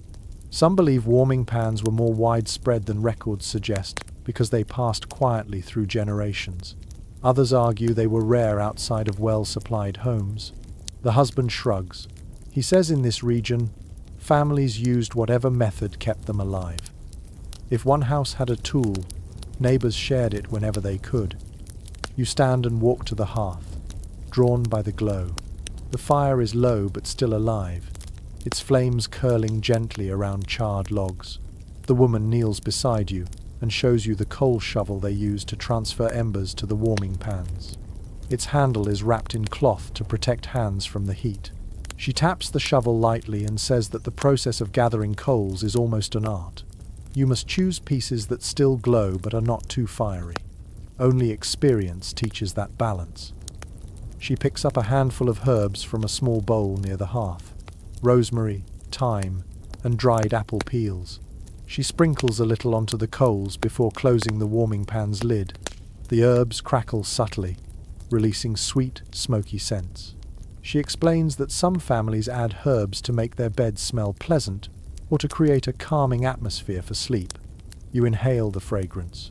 It carries softness, like memories of warmer months hiding inside winter tools. The couple now work together to finish warming their bed. They rotate the pan inside the blankets, fold the quilt over it, and then move it aside to let the warmth settle. The bed looks inviting now, its woolen surface touched with gentle heat. The woman gestures for you to test the warmth with your hand. You slide your fingers between the blankets. The heat envelops you instantly. It feels like slipping into a pocket of safety carved out of the cold night. For a moment, you imagine pulling the blankets up to your chin, letting the warmth cradle you while winter prowls outside. A young boy enters the room carrying a small clay jug. He sets it near the hearth and smiles shyly at you. The jug contains warm water meant for warming hands or splashing lightly on cold faces before bed. His mother pats his hair and praises his helpfulness. You see how every family member contributes to preparing for the night. The father folds the blankets neatly, smoothing out any remaining cool patches. He tells you that while warming pans are wonderful tools, they must be used carefully. Several winters ago, a neighbor fell asleep before removing the warmer from the bed and woke to smoke rising from his sheets. Fortunately, the fire did not spread, but the memory serves as a warning in every household. The woman echoes his caution, saying that they never let the pan stay in one spot too long. They always move it evenly and remove it at least 10 minutes before lying down. Once removed, the bed holds the warmth well enough to lull even the coldest bones into rest. The family begins preparing for sleep. The children gather on the bed, giggling softly as they poke the warm blankets with their toes. The parents smile, their faces glowing in the firelight. You watch as the ritual of warmth transforms into a moment of simple happiness. You step back and observe the whole room, the flickering fire, the worn tools, the carefully handled bed warmer, the warm stones resting by the hearth. The air feels thick with shared effort. These winter rituals are small, but together they build a world where sleep becomes possible, even on the coldest nights. When you step outside again, the cold greets you sharply, but you hold on to the memory of warm metal, glowing coals, and blankets infused with gentle heat. You walk forward into the snow, knowing the night still holds many lessons in surviving the deep winter.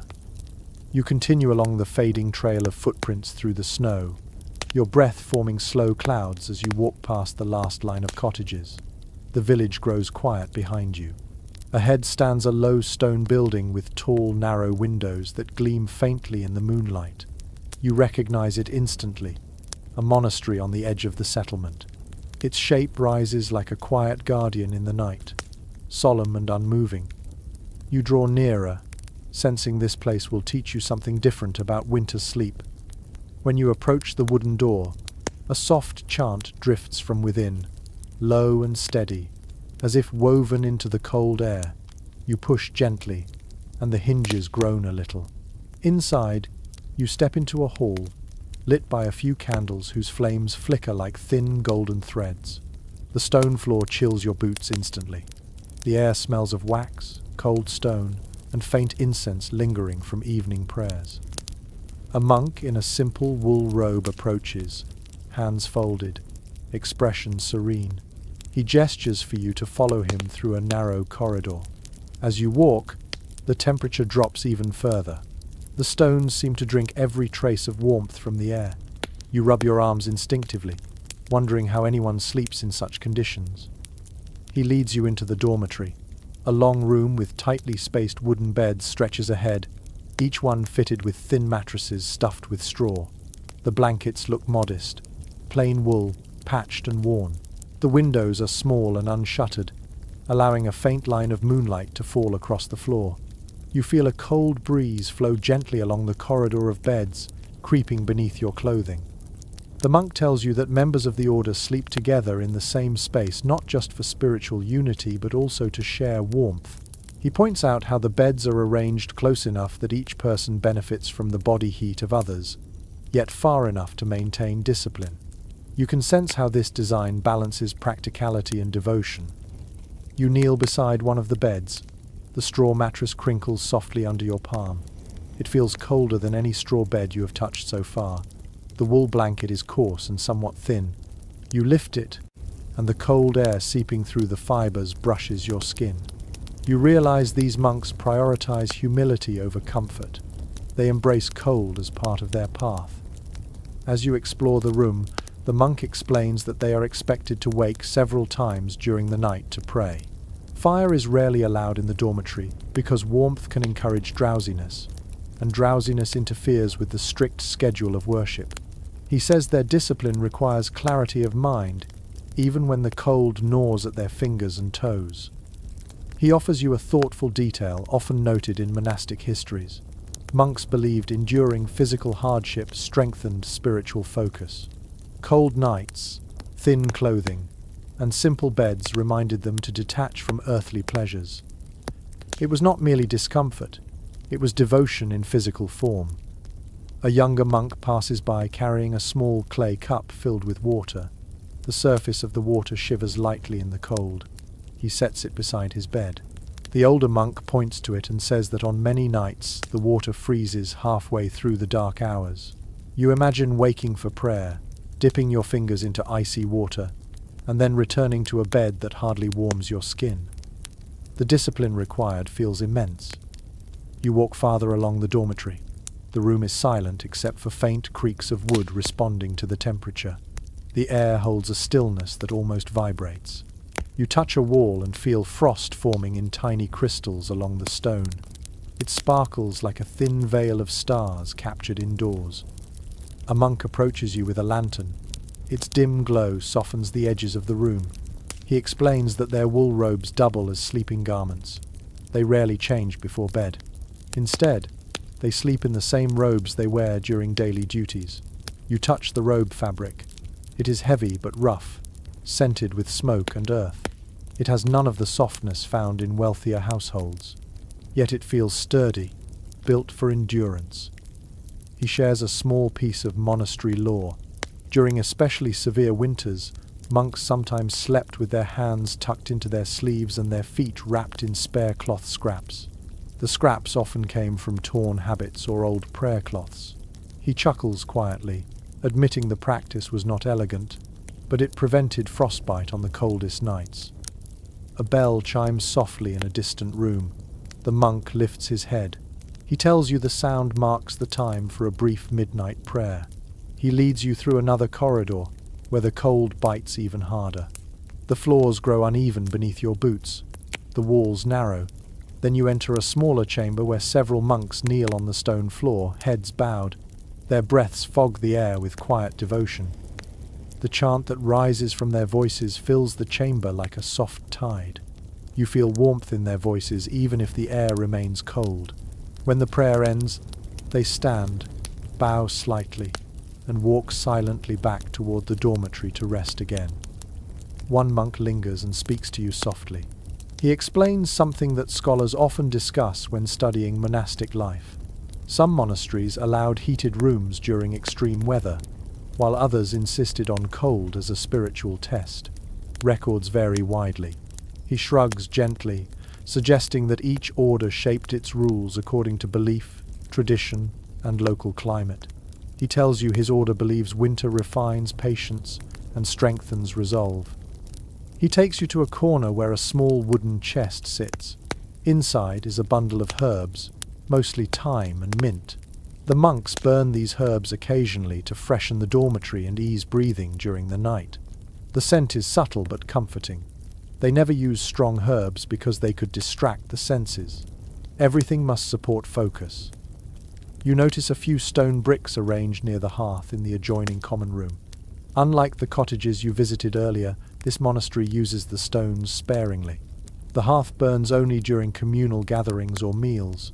At night, the embers are swept away, leaving the dormitory cold and quiet. The discipline humbles you. To sleep in such conditions requires strong will. A younger monk shows you a small trick they use to preserve warmth during especially brutal nights. They place a tightly sealed clay jug filled with warm water under the straw mattress. The warmth cannot escape easily, so it radiates upward in a gentle glow for a short time. It is a modest comfort, but meaningful when fire and warming tools are forbidden. He laughs softly and admits that some novices try to sneak warmer clothing into bed during their first winters, only to be gently corrected by senior monks. Rules are rules. Learning to endure the cold is part of their journey. You return to the main dormitory one last time. The monks lie under their wool blankets again, breathing slowly, fitting themselves into a rhythm that must carry them through the rest of the night. Their faces look peaceful, not because they are warm, but because they have accepted their routines fully. You stand quietly near the doorway, letting the cold sink into your bones. There is something humbling in this austerity.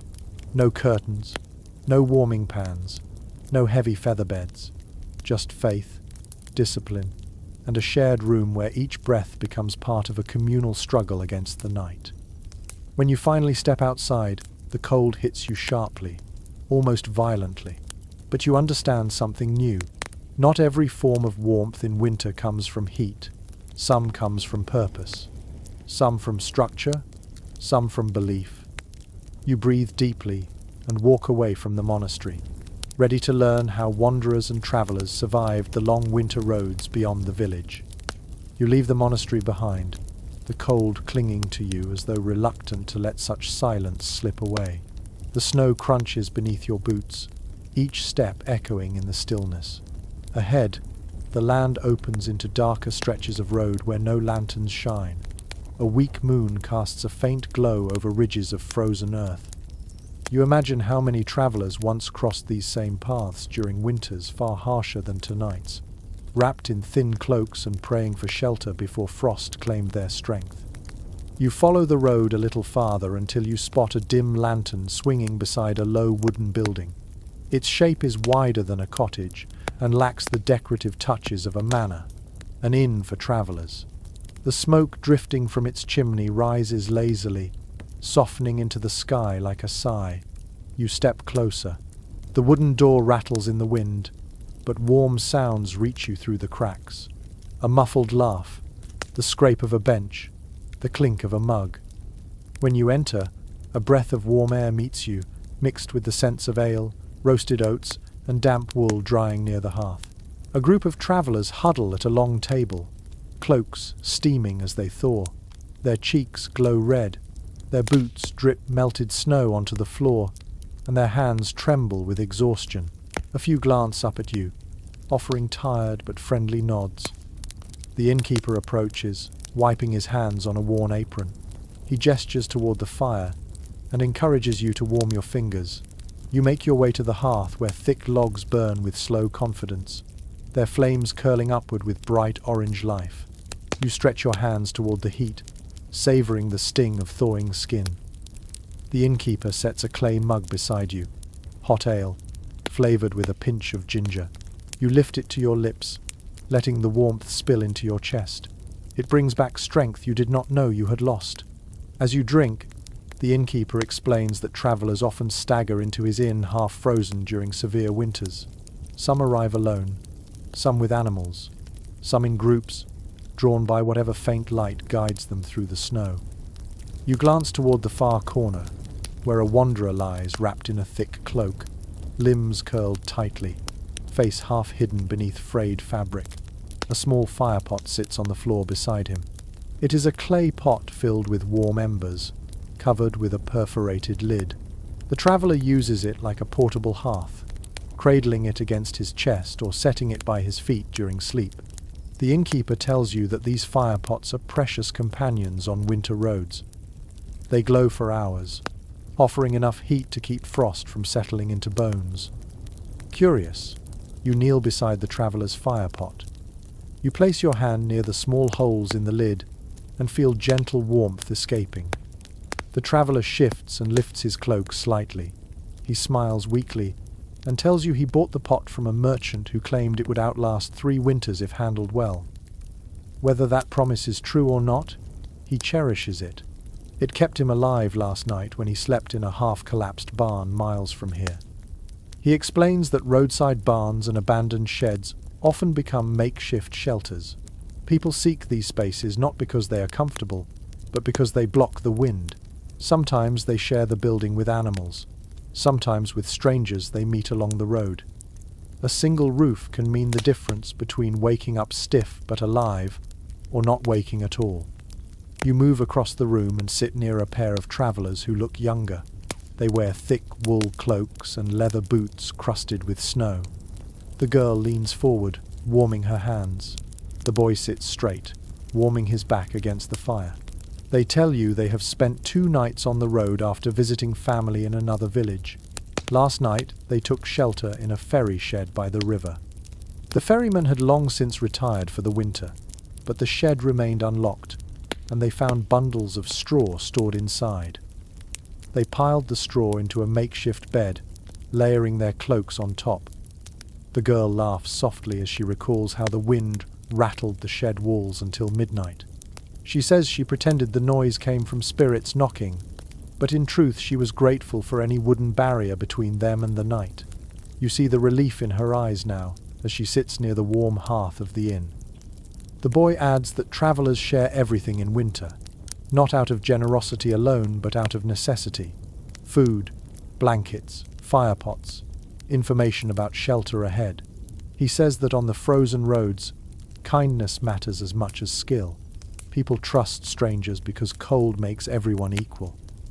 The innkeeper returns carrying a tray of bread and cheese, offering you a portion. He tells you that in winter, inns never refuse a traveller. Even if beds are full, there is always room near the fire. When storms trap wanderers for days, the common room becomes a temporary community of exhausted people keeping one another awake and warm with stories and shared meals.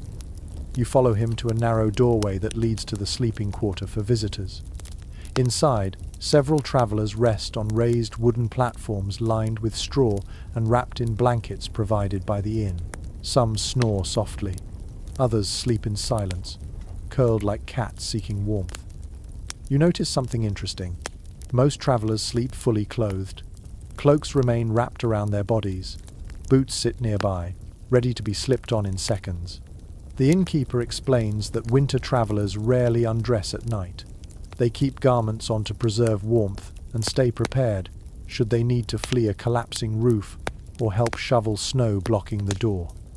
He shows you a stack of extra blankets stored in a chest. They are coarse wool, washed rarely, but dependable. He lifts one and places it over a sleeping man's shoulders. The gesture is gentle.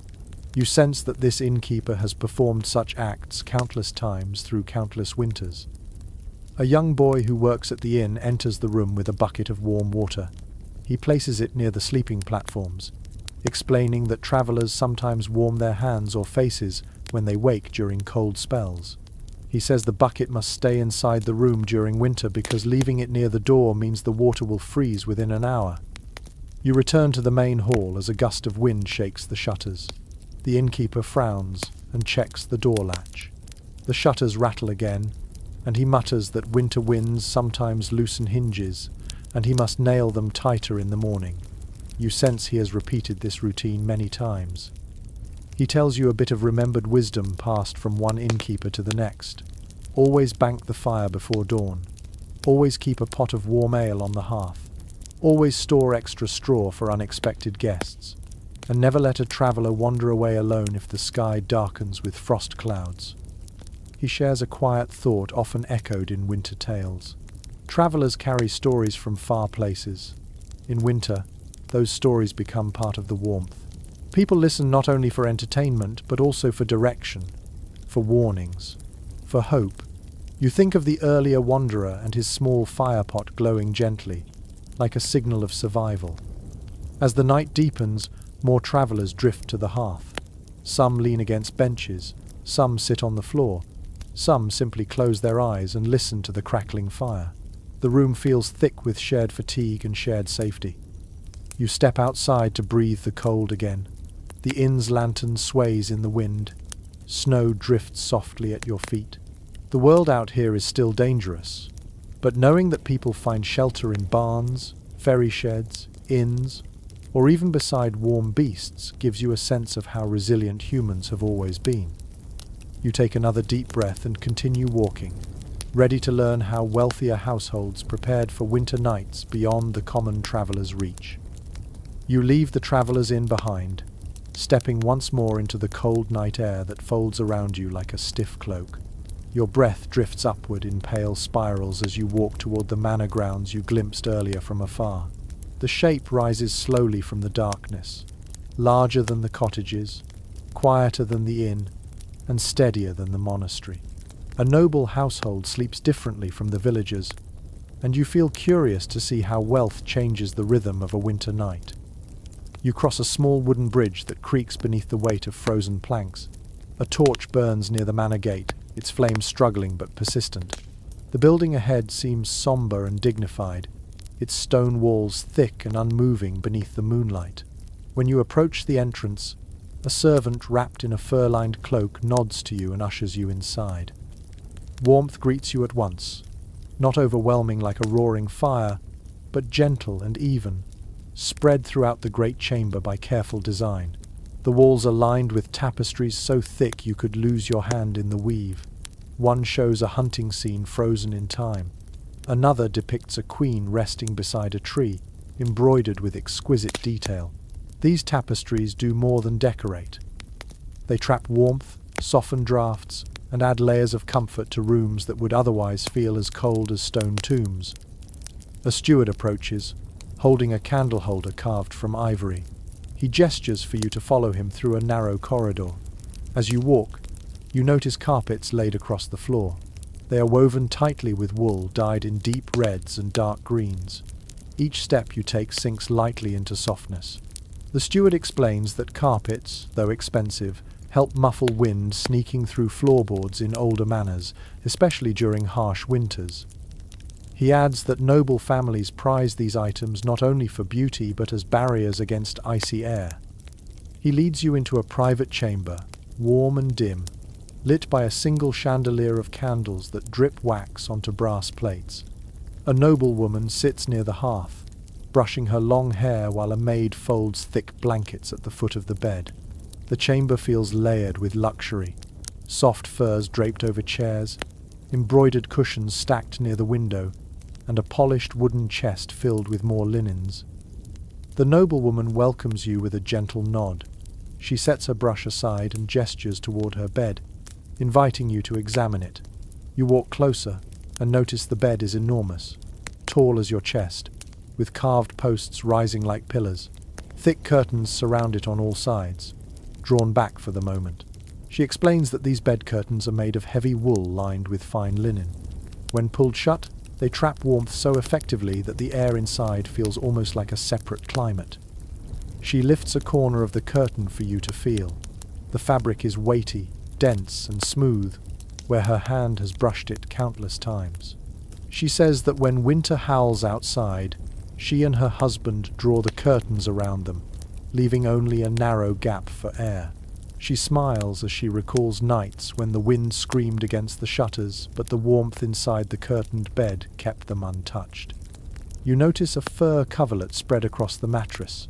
It glows faintly in the firelight, its texture rich and deep.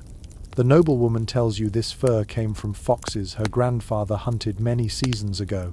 The pelt still holds heat so well that even on bitter nights, it warms quickly beneath the body. She lifts one edge and drapes it lightly across your arm. The softness surprises you. It feels alive with comfort, even after all these years. The maid beside her finishes folding woolen blankets and opens a carved wooden chest to store them. Inside the chest lie layers of linen sheets, silk coverings, and fine quilts stitched with scenes of summer fields.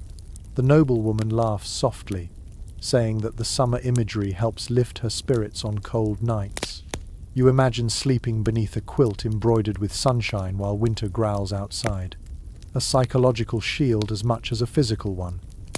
A man enters the room, wearing a robe trimmed with dark fur. He carries a brass vessel shaped like a small jug. He unscrews the lid and reveals heated stones inside, glowing faintly with captured warmth. The noblewoman explains they place these stones beneath the bed frame on the coldest nights, allowing warmth to rise through the mattress. She invites you to touch the vessel. The brass radiates gentle heat. You imagine how effective this would be in a room like this, where every surface has been prepared to retain warmth. He sets the vessel under the bed and then sits near the hearth. The fire burns low but steady. The logs are thick oak, expensive and slow burning. He tells you that noble estates require careful planning to ensure enough fuel for winter. Woodcutters gather logs in warmer seasons and stack them under covered sheds. The family always reserves the best logs for nighttime fires. His voice carries a tone of responsibility rather than pride. Heat in winter is a matter of preparation, even for the wealthy. He speaks about something often noted in household accounts from noble families: tapestries, carpets, fur-lined furnishings, and thick bedding were essential tools, not mere displays of status. Their purpose was comfort and survival.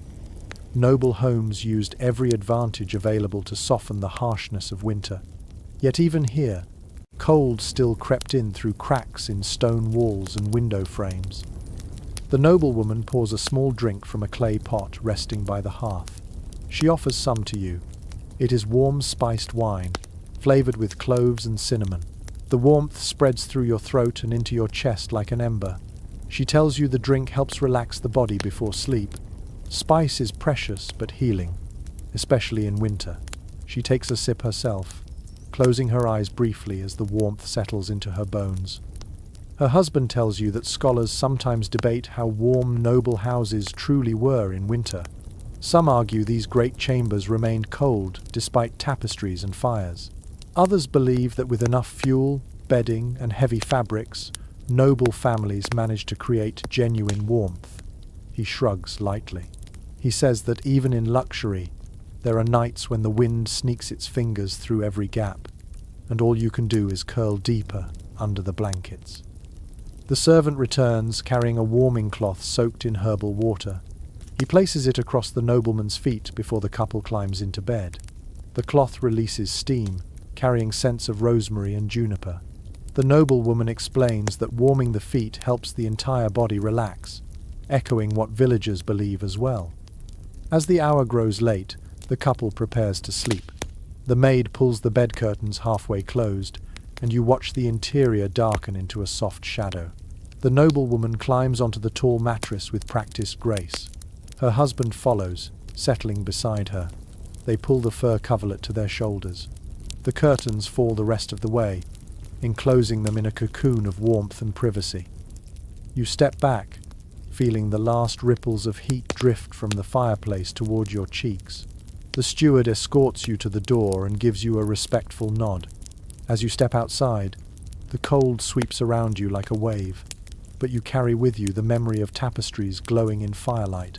warm stones under a bed, and thick curtains falling into place like a sanctuary against the night. You continue your journey, ready to see how children weather the same cold that challenges adults at every turn. You walk away from the manor, letting the glow of its windows fade behind you until the world becomes quiet again, wrapped in the silver stillness of winter. The snow crunches beneath your boots in a slow rhythm as you follow a narrower path that winds past a frozen well and a line of bare trees. Their branches look like ink strokes against the moonlit sky. As you walk, you think about all the adults you have watched tonight, each fighting the cold with their own tools, rituals, and resilience. But you have not yet seen winter through the eyes of someone younger. Children live this same cold, but in their own ways. And in their world, the winter night feels larger, heavier, and sometimes more magical than it does to grown hearts. You spot a faint lantern swinging outside a small cottage at the far edge of the village. Its light wavers in the wind, soft and golden. You step closer and knock gently. A moment later, the door opens, letting out a puff of warm air mixed with the smell of wool, milk porridge, and something sweet like dried apples. A mother stands there, holding a bundle of cloth in her arms. She smiles tiredly and invites you inside. When you enter, you see 3 children preparing for bed, each in their own small way. One girl kneels near the hearth, rubbing her hands together and warming her fingers above the last flickers of fire. A younger boy sits on a stool, tugging wool socks onto his small feet with fierce determination. And the smallest child, a toddler with messy curls, waddles around clutching a blanket that trails behind like a tail. Their father sits at the table sharpening a small knife, not for work at this late hour, but for the comforting habit of keeping his hands busy. He looks up and nods kindly, gesturing for you to sit near the hearth. You lower yourself to the floor beside the children. The hard-packed earth beneath the rushes feels cold even through your layers. The girl at the hearth glances over her shoulder and tells you she is checking their little fire guardian. You follow her gaze to a small clay figure sitting near the hearthstones. Its round shape resembles a squatting animal, though the details have softened with years of handling. She says her grandmother told her the figurine protects the fire while the family sleeps. Whether the story is meant to comfort or distract from the cold, it clearly means something to her. The father chuckles and says the clay figure is simply a memento from his own childhood, but he never corrects the story. In winter, comfort matters more than accuracy. The mother lowers herself onto a stool and unwraps the bundle in her arms. Inside is a small wool nightcap, neatly sewn and lined with linen. She places it gently onto the toddler's head, then ties it under his chin. The toddler beams proudly and toddles toward the bed, tugging his blanket behind him. The older children begin arranging their sleeping space. Their bed is not one large shape, but a cluster of smaller ones pushed close together so they can share warmth throughout the night. You notice how the children naturally move toward one another. Their bodies gravitate toward warmth like magnets seeking contact. It is instinctive, ingrained since their earliest winters. The mother lifts a heavy wool blanket from a peg on the wall. Its surface is worn thin in places and patched in others, but it still holds warmth beautifully. She drapes it carefully across the children's bed. Underneath the blanket, layer upon layer of straw creates a soft, springy base that crinkles faintly as the children settle onto it. The eldest child pulls a small, flat stone from beneath her pillow. The stone glows faintly with residual warmth. She explains shyly that her father heated it by the fire earlier, then wrapped it in cloth so she could hold it while falling asleep. She presses it into her brother's hands and tells him he can sleep with it tonight. He grins proudly, hugging the warm stone to his chest. The father watches this exchange with a soft smile. He tells you that warm stones have always been a quiet bedtime gift among siblings in their family. The warmest stone goes to whoever completed the most chores that day, though sometimes generosity wins, and a child gives it to someone who cried or struggled or simply needed extra comfort. You ask the children how they manage winter nights. The older daughter answers first. She says they stay warm by pretending they are foxes curled in their den. She slips under the blanket and demonstrates how tightly she tucks her legs to her chest, creating a small pocket of heat. Her brother follows, but instead of curling like a fox, he stretches out dramatically and declares he is a hibernating bear. His sister rolls her eyes and pulls the blanket tighter around him anyway. The toddler struggles to climb onto the bed, so his mother lifts him and places him between his siblings. He giggles as he wiggles into the warm center. Children sleep closest to the warmest bodies, she explains. Their smaller frames lose heat faster, and they wake often if not well insulated by family or clothing. Her voice carries the calm certainty of someone who has spent many winters learning these truths firsthand. The father rises and shows you a small stack of cloth squares tied with twine. He unties one and reveals a layer of herbs, mostly mint and lavender, sewn into the cloth. These sachets were prepared during autumn. He places one near the children's heads, explaining that the scent comforts them and helps them relax. He says they used to give the children dolls made from scraps of cloth during the summer, but in winter, scent becomes a more reliable companion than toys. The mother adds that when the night grows dangerously cold, they burn a tiny pinch of dried chamomile and let the smoke swirl above the bed for a moment before opening a window shutter briefly to clear the air. It creates a warm, soothing moment before sleep settles in. She says too much smoke is harmful, but just a whisper of it calms anxious hearts. The father folds another blanket and drapes it across the children, tucking the edges beneath their sides. He leaves one corner loose so they can escape if they wake overheated. You watch his hands, steady and gentle. He pauses to adjust the toddler's cap, ensuring it covers his ears properly. The daughter asks her father for a bedtime story. He kneels beside the bed and begins speaking in a low, steady voice. He tells them a simple tale about a family of mice who survived a winter storm by huddling together beneath a fallen leaf. The children listen intently, their faces relaxed, their breaths slowing with each gentle word. The mother lights a small lantern and places it near the hearth to give the room a soft glow through the night. She says that children fear total darkness more than cold, so she leaves a faint light burning until the fire is low enough that the embers alone can guide wandering eyes. The father finishes the story and tucks the blanket one last time. The children now lie still, drifting into sleep. Their breaths rise in soft, uneven patterns. The toddler's hand clutches his sister's sleeve. The older brother mutters a sleepy farewell to the warm stone he still holds. The parents sit quietly for a moment, watching their children with the stillness that winter encourages. Their faces soften with tenderness and fatigue. You feel the warmth between them, a warmth not created by fire or stone or wool, but by presence. When you finally step outside again, the cold is sharp as broken glass, but something in you feels brighter. You carry the memory of a family clustered together, blankets rising and falling with tiny breaths, dreams bundling quietly beneath wool and straw. You walk onward, ready to explore how ancient medical beliefs shaped winter nights in ways as mysterious as the snow-filled sky above you. You continue down the narrow path, the snow now packed so tightly beneath your boots that it crunches like brittle paper. The cold settles deeper into the night, as though the darkness itself grows heavier with frost. You pull your coat closer and turn toward a small cottage with a faint herbal scent drifting from its chimney. The fragrance is sharp and soothing at once, carrying hints of sage, mint, and something slightly bitter you cannot identify.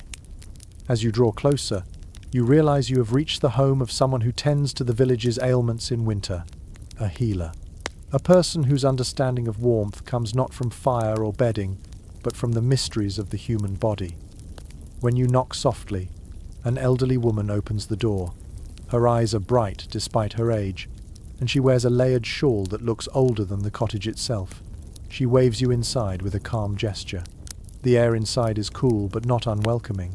Bundles of dried herbs hang from the rafters. Clay jars line wooden shelves. A low table stands near the hearth, cluttered with pestles, dried roots, and folded cloths. She studies you for a moment, then smiles knowingly, as though she already understands why you have come. She motions toward a small stool near the fire. You sit, feeling the cold ease from your fingers as the warmth reaches you in slow waves. The healer begins speaking in a gentle voice. She tells you that winter affects the body in ways most people do not see. Sleep becomes harder. Breathing grows sharp. Blood thickens with cold. She pulls a small clay pot from a shelf and sets it before you. Inside lies a mixture of crushed herbs and something that looks like coiled bark. She lifts a pinch to your nose. The scent burns slightly, clearing your sinuses in a single breath. She explains that medieval healers believed winter cold imbalanced the body's inner forces, making people sluggish, melancholic, or restless at night. To counter these effects, they relied on warming herbs, stimulating drinks, or practices meant to restore equilibrium. Some ideas came from experience. Others came from what she calls the old books, worn manuscripts passed down from healer to healer. She walks to her table, picks up a small cloth pouch, and hands it to you. When you open it, you find dark brown pieces of dried ginger. She says ginger warms the stomach and makes sleep deeper, especially after days spent in freezing fields. She points to a pot simmering on the hearth. A warm ginger drink rests inside. She pours a cup and hands it to you. The heat spreads inside your chest like a slow burning coal. A boy enters the cottage, shivering and red-faced. The healer guides him to sit near the fire. His mother follows, explaining that he has been coughing through the night. The healer listens carefully, places her palm near his forehead, and nods. She gathers a small bundle of thyme and mint from the rafters, crushes them between her hands, and drops them into a steaming bowl of water. Steam rises in fragrant clouds. She instructs the boy to breathe in slowly. As he leans forward, his shoulders relax, and his breath steadies. You can almost see the warmth seeping into his lungs. His mother watches anxiously, then relaxes when his cough softens to a faint rattle. The healer turns back to you and says that warm air and steady breath are essential to surviving winter nights. She tells you something often mentioned in medieval medical writings. Cold air was believed to weaken the spirit and cloud the mind. A person who inhaled too much cold could fall into troubled sleep, filled with unsettling dreams. Warming herbs and thick drinks serve not just physical needs, but spiritual ones. She moves to a shelf and pulls down a small book made of thin, brittle parchment. She flips through pages filled with faint ink drawings, plants, stars, diagrams of bodies. She tells you that healers across different regions had their own theories about warmth and balance. Some believed warmth came from the heart, others believed it rose from the stomach. She taps one page and explains a thought that scholars often discuss. Different households interpreted these theories in many ways. Some used herbs to warm their breath, others applied heated cloths to the stomach, others changed their diet when frost grew sharp. She closes the book and brings out a clay bowl containing a strange mixture of crushed berries and honey. She dips her finger into it and places a tiny dab on your tongue. The taste is both sweet and medicinal. She says this blend is for calming the mind during winter insomnia. A soft mind helps the body withstand the cold. She tells you some families add warm milk to this mixture to create a thick, soothing drink before bed. As she speaks, you notice a clay vessel resting beside the hearth. It is filled with hot sand. The healer presses her hands into the sand slowly. She explains that heated sand retains warmth longer than stones or water in winter. When wrapped in cloth and placed near the feet, it can help children fall asleep faster. She shows you several cloth bundles prepared for families to pick up tomorrow morning. Each bundle smells faintly of sage. She pauses and shares a fragment of winter lore passed to her by her mother. It is said that a warm stomach invites peaceful dreams, while a cold stomach invites dreams that wander. The idea is not scientific, but it feels rooted in something real, the body seeking comfort in the quiet hours of the night. The boy who came earlier yawns, no longer coughing. His mother thanks the healer with deep relief before wrapping him in a thick cloak and leaving quietly. The healer watches them go, her face gentle. She turns back to you and says that winter turns healers into guardians of both body and spirit. She laughs softly, saying she often sleeps very little during the coldest nights because someone always needs a warm drink or a cloth soaked in herbs. She sits beside you and adds a detail healers often debate among themselves even today. Some argue that medieval winter remedies came mostly from simple observation and instinct. Others believe they were influenced heavily by classical medical theory about balancing bodily humours. She shrugs and says that whatever the truth is, what matters is that people survived, families grew, and winter passed each year. She hands you one more item before you leave, a tiny cloth pouch filled with rosemary and dried apple peel. She tells you to hold it to your chest before sleeping. She says the scent remembers summer even in the heart of winter.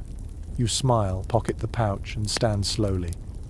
When you step outside, the healer closes the door gently. The cold sweeps around you again, but now the air carries a faint promise of warmth from the herbs inside your coat. You breathe deeply, letting the scents mingle with the night air. You turn toward the next path, ready to discover how the long winter darkness shapes dreams and fears in the quiet medieval mind. You leave the healer's cottage with the small rosemary pouch warming your palm, its scent clinging to your fingers like a soft memory of summer. The cold greets you instantly, brushing your cheeks with a sharp sting. You exhale slowly and watch the vapor drift like thin, ghostly ribbons. The village is nearly silent now. Chimneys no longer send up steady plumes. Fires have been banked, windows dim. Only the moon and the icy air keep you company as you follow a narrow path that curves behind several cottages. You walk until the houses thin out, revealing a small meadow beyond the last row of fences. Snow blankets everything, transforming the world into a pale, silent sea. The distant tree line forms a jagged silhouette beneath the sky. As you stand in the open, a strange feeling settles over you, a sense of watching, of waiting, the kind of stillness that invites thoughts you would ignore during daylight. Winter nights heighten the imagination. In a world without lanterns or streetlights, the darkness itself becomes a character. You follow the path back toward the cottages and approach one with a faint glow pulsing like a heartbeat inside. When you enter, you expect warmth, but the air has grown cold. The fire has completely died. Only a weak ember glows like a tired eye beneath the ash. A family lies sleeping under thick blankets, their breaths rising in small clouds, but one person is awake. A teenage girl sits near the bed, wrapped in a shawl, staring at the shuttered window with wide, unblinking eyes. She nearly startles when you step quietly inside, then relaxes and gestures for you to join her. She whispers that she cannot sleep, not because of the cold, but because winter nights always bring strange dreams. She hugs her knees closer and whispers again that dreams feel different in winter, heavier, slower, more vivid, as if frost touches the mind the same way it touches the earth. You sit beside her and listen. She tells you she dreamed earlier of walking through the snow and hearing footsteps behind her, though no one was there. She dreamed of distant voices calling her name through a thick mist. Dreams like these frighten her, yet she has them every winter. She says her grandmother used to call them winter wanderings of the mind. The girl leans closer and says quietly that in this village, people believe winter dreams come from the darkness slipping through the cracks at night. When the fire dies, and the cold grows too bold, dreams walk through the room like visitors. She points toward the shutter. Frost curls across the edges, forming delicate branching patterns. She says the people here believe that frost carries quiet stories with it, shaping what the mind sees while asleep. Her mother suddenly stirs in her sleep and mutters something. The girl watches her carefully, explaining that sleep-talking becomes more common when nights grow brutally cold. You can tell from her expression that she takes these moments seriously. The father lies on the far side of the bed. His brow furrows as if he is trapped in a deep dream. The girl says he dreams of wolves every winter.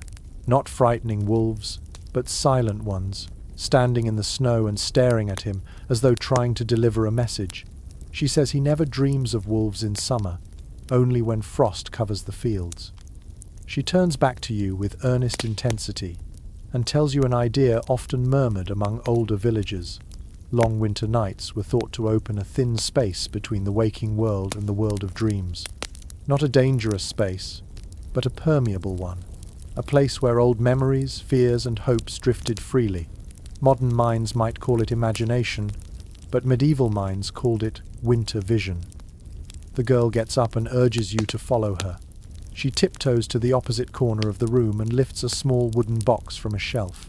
Inside are tiny objects: pebbles, dried herbs, feathers, 2 shells, and a tiny carved wooden figure of a bird. She says these items help her sleep through winter when dreams grow too vivid.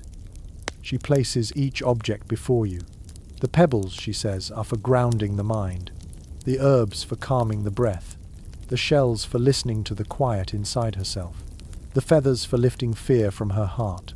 Whether these beliefs are symbolic or practical, you sense they serve the same purpose as a warm blanket or soothing drink.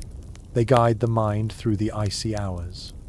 She takes the wooden bird and explains that her great-grandmother carved it for her. It is meant to guard her dreams, though not by chasing bad visions away. Instead, it lures gentle dreams into the room, encouraging thoughts of springtime fields and warm breezes. She presses the bird to her chest and inhales deeply, then sets it carefully beside her pillow. You notice a piece of parchment tucked inside the wooden box. She unfolds it with pride. It contains faint handwriting describing winter dream interpretations. She points to a line about wandering through snow in dreams, saying it symbolizes feeling unprepared for the future. Another line speaks of hearing voices in winter dreams, meaning the mind is seeking company in long loneliness. You recognize these interpretations as combinations of tradition, imagination, and genuine emotional insight. As she reads, she mentions a topic that fascinates those who study medieval folklore. Many rural communities believe dreams became sharper in winter not because of spirits, but because people slept longer in the darkness, giving their minds more time to wander. She says her grandmother believed dreams were simply what the mind did when it grew tired of cold and silence. You find the idea strangely poetic. A faint noise outside interrupts her thoughts. A branch snaps beneath the weight of gathering frost. She freezes, staring at the shutter as if expecting another sound. Then she laughs softly at herself, embarrassed. The winter has made her jumpy. She returns to the bed, lifts a thick wool blanket, and invites you to feel how cold it has become since the fire died. You slip your hand beneath it. The air inside feels heavy and chilly. She whispers that it is during this cold moment, just before dawn, that dreams turn darkest. She says her grandmother called this the hour when winter tests the spirit. She curls beneath the blanket and whispers a few calming words her grandmother taught her. They are simple phrases meant to settle the mind, not spells or charms. She says the words help keep her dreams steady. She pats the space beside her pillow, where the wooden bird rests. You sit beside the bed for a few minutes while the room fills with the soft creaking of timbers adjusting to the cold. The girl's eyes droop. She yawns. Her breaths gradually lengthen, becoming slow and even. Winter-herbed air fills your lungs. You sense her mind drifting into dreams once more, hopefully gentler this time. Before you leave, you glance one last time at the frost patterns on the shutter. They shimmer faintly in the moonlight. Branch-like, vein-like. They look almost alive. You understand why medieval people imagined frost carrying stories. You step outside, and the cold clamps onto you immediately. The sky glows faintly with pre-dawn light. You close your eyes for a moment, breathing in the silence and preparing to listen next to the winter's hidden sounds that cradle the village until morning. You remain still for a moment in the faint pre-dawn glow, letting the cold trace a line down your spine. The village around you seems half asleep, half listening. Winter has a soundscape of its own. Thin, brittle, echoing. You take a slow breath and walk along the narrow lane again, this time guided not by light or warmth, but by the strange noises that drift through frozen air when the world is quiet enough to hear them. As you approach the next cottage, you pause. The night is no longer silent. You hear it now. A creak, a groan, a crackle, like something slowly tearing. You step closer to a wooden fence, and the sound sharpens. It is the fence itself complaining as frost tightens the wood, shrinking it, reshaping it, forcing it to speak in long, tired moans. You touch the surface. It feels rigid, as if every drop of moisture in the plank has turned to glass. You continue walking, listening more carefully. Winter reveals details you usually miss. Your boots crunch with a rhythm that almost echoes. The snow is so cold it seems crystalline, shattering underfoot rather than compressing. Each step seems louder in the thin air, almost metallic. You tilt your head and wait. Another sound. A soft tapping from a nearby roof. Icicles breaking free and falling one by one, striking the ground with tiny crystalline clinks. A door opens quietly in the cottage ahead. An old man steps out, wrapped in a cloak, holding a small stick to test the snow. He notices you and waves you closer. His breath puffs out like a plume of smoke. He says he likes to listen to the village before dawn. Sounds tell him things that sight cannot. You follow him as he gestures toward the side of his house. He points to the wooden beams supporting the roof. They creak steadily, expanding and contracting with the cold. He places your hand against the wood. You can feel faint vibrations, as though the house is alive, adjusting itself carefully to survive the night. He explains that villagers recognize the difference between normal winter creaks and the dangerous kind. The dangerous ones sound almost like a cough, sharp and sudden, signaling that ice has slipped between two boards or a beam has cracked. His father taught him to wake instantly if he hears that sound on a fierce night. He laughs softly and says children claim the beams speak with personalities. One child insists the left beam complains more loudly than the right. Another says the roof groans only when it is lonely. These stories bring warmth to long nights. He leads you behind the cottage where the path narrows. You hear another sound now, a rhythmic scraping noise. It takes you a moment to recognize it. A few huddled goats inside a shed shift in their sleep, dragging their hooves through straw. The straw rustles, creating a steady whisper. The goats' warm breath fogs the slats in the wall. The old man explains that villagers often listen for this sound to know their animals are safe. If the goats fall silent for too long, someone wakes to check on them. A gust of wind sweeps through suddenly. It carries a lonely whistle as it snakes between the cottages. The sound rises and falls like a sad flute. The old man closes his eyes to listen. He says winter winds always arrive with stories. Some bring warnings of storms. Others bring balmy weather behind them. He claims he can tell the difference by the pitch of the whistle, though he admits he may simply be imagining patterns after so many winters. You walk with him back toward the main lane. A crow caws somewhere overhead, its call sharp and hollow. It echoes strangely in the cold, as though bouncing off invisible walls. The man tells you animals behave differently in winter nights. Crows call less often, owls grow quieter, dogs bark at things they barely see, and horses stamp their feet just to feel blood warming in their legs. He invites you inside his cottage where his wife sits near a dim hearth. She holds her hands over the weak light, listening intently. She tells you she has always heard more in the winter darkness than in summer nights. She claims winter amplifies sound. It strips away background noise until even the faintest whisper becomes clear. As she speaks, you notice a sound outside, a distant crack, deep and resonant. The couple both pause. You stare toward the window as the old man listens carefully. Then he relaxes. He says it is only the river freezing more deeply. Thickening ice expands and splits, creating echoes that travel across the village like muted thunder. You imagine the dark river winding beyond the cottages, slowly turning solid, calling out through the night. The woman smiles and tells you another sound to listen for. Frost cracking on the thatched roofs at dawn. She says it always begins very faintly, a soft pinprick noise here and there, before turning into a chorus of tiny cracks as sunlight begins to brush the edges of the roofs. She calls it the morning applause of winter. You imagine waking to that sound, not knowing whether to feel comforted or unsettled. She asks you to step near the window. You do. The frost patterns shiver slightly when a small vibration passes through the wall. She explains that frost itself can make noise. When temperatures drop sharply, frost crystals expand suddenly, creating faint popping sounds that blend into the air like tiny sighs. Her husband sits on a bench and points at the low shelf behind the hearth. A wooden bowl sits there, filled with dried beans. He says that on certain winter nights, the beans pop slightly, not from heat but from the dry air pulling at their shells. He jokes that this sound once startled a visiting cousin who thought spirits had entered the cottage. You laugh softly with them. Then something else reaches your ears, a faint scratching sound coming from above. You glance upward.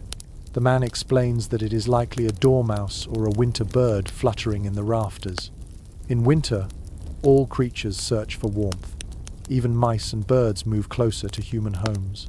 The sound is gentle, barely noticeable unless the house is silent. Tonight, it sounds like a tiny heartbeat above you.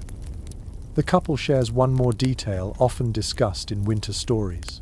Some villagers believe certain night sounds carry messages. The crack of a distant tree branch might foretell a storm. The sudden silence of animals might hint at approaching danger. The hum of wind beneath a door might signal a change in weather by morning. These beliefs weave together practical awareness and imagination, helping people feel connected to the night rather than threatened by it. As the first pale light of dawn touches the edges of the frost-covered shutters, you step outside. The air has grown even colder, as if dawn squeezes the last breath of warmth from the world before giving it back. A thin, crackling noise rises from roofs all around you. The woman was right. The frost is waking with the sun, breaking gently like tiny shards of glass. You close your eyes and listen. Wind, frost, wood, animals, water beneath ice, the breathing of sleeping households. Winter nights speak, and now you understand their language a little better.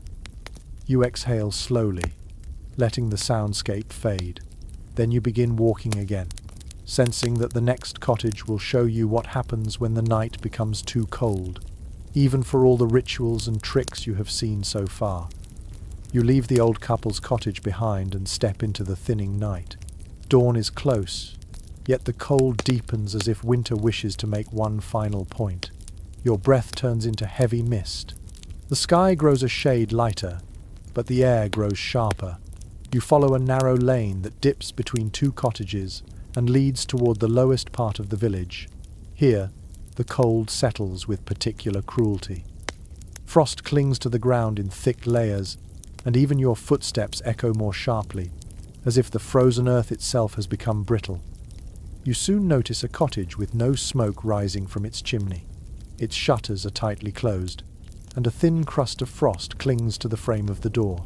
Something inside feels still, too still. You step closer, lift the latch gently, and slip inside. The cottage is dark except for the faintest grey light slipping under the door. The air is icy, so cold that you can see the condensation of each breath drifting slowly to the floor. The fire in the hearth has died completely. No embers glow beneath the ashes. The family inside lies awake, bundled in blankets so thick and layered that they look like mounds of fabric rather than people. Their faces peek out with red noses and trembling chins. The mother whispers a greeting, her voice weak from shivering. She explains that the windstorm last night killed their fire before they could bank it. Too much smoke blew back through the chimney, forcing them to let the flames die. They planned to relight it at dawn, but the cold overwhelmed them. You can see the effort it takes for her to speak. Every word escapes as a cloud. Her husband lifts his head, teeth chattering as he tries to smile. He tells you that when fire fails, families must turn to whatever they have left. They gathered every blanket they own. They covered the shutters with spare wool. They stuffed straw into the gaps near the door. They kept their children pressed close against them through the night. You kneel beside the bundled family. Their body heat radiates faintly, but the air steals it quickly. The youngest child peeks from under a blanket, cheeks pale and lips tinted blue. He holds a small wool glove in his hand, clutching it like a talisman. His sister rests behind him, rubbing her hands together beneath the covers to keep her fingers from stiffening. The mother shifts slightly and reveals a clay jar wrapped tightly in cloth. She pulls back the layer and shows you warm coals inside. They glow faintly, no brighter than fireflies. You raise your eyebrows, surprised that they still emit warmth. She explains that her husband kept a few embers alive in the jar, protecting them with a metal lid and layers of cloth. It is not enough to heat the room, but enough to help them relight the fire once their bodies can bear the cold. This small ember jar feels like the last defense against a night that nearly claimed their strength. The father admits he almost dropped it when his hands grew numb. He laughs weakly, saying he has never felt so terrified of losing a single handful of coals. The mother pulls the blankets closer and shares a detail many villagers whisper about during harsh winters. When fire fails, the cold becomes something alive, not metaphorically, but in their perception, a force that prowls the house, seeking weak places. She says the cold moves across the floor like an invisible fog, creeping beneath blankets and settling on the chest. It sits there, heavy and patient, testing the body's resolve. You feel a wave of stillness wash over the room. Even the creaking of the walls has softened under the weight of frost. The father says that nights like this make people reconsider every habit. Why they place the bed where they do, why they gather herbs, why they store warm stones next to the hearth. One error, one forgotten ember, one broken shutter, and the cold takes control. He moves his hand toward a small wooden stool near the bed. On it lies a flat stone wrapped in cloth. He unwraps it slowly and touches it with his fingers. The stone is cold now, but earlier in the night it held enough warmth to comfort their little boy. They heated it by the fire before the storm shut the chimney. He places it back onto the stool with a sigh. The mother confesses something quietly. She says that when the fire dies completely, fear grows faster than frost. Fear that the night will not end. Fear that the children will not wake warm enough to move. Fear that frost will form on their blankets or that their breaths will turn shallow. These moments make dawn feel impossibly far away. You glance toward the shuttered window. Frost spreads across the wood, forming thick white lines that look almost like veins. The cold hums softly behind it.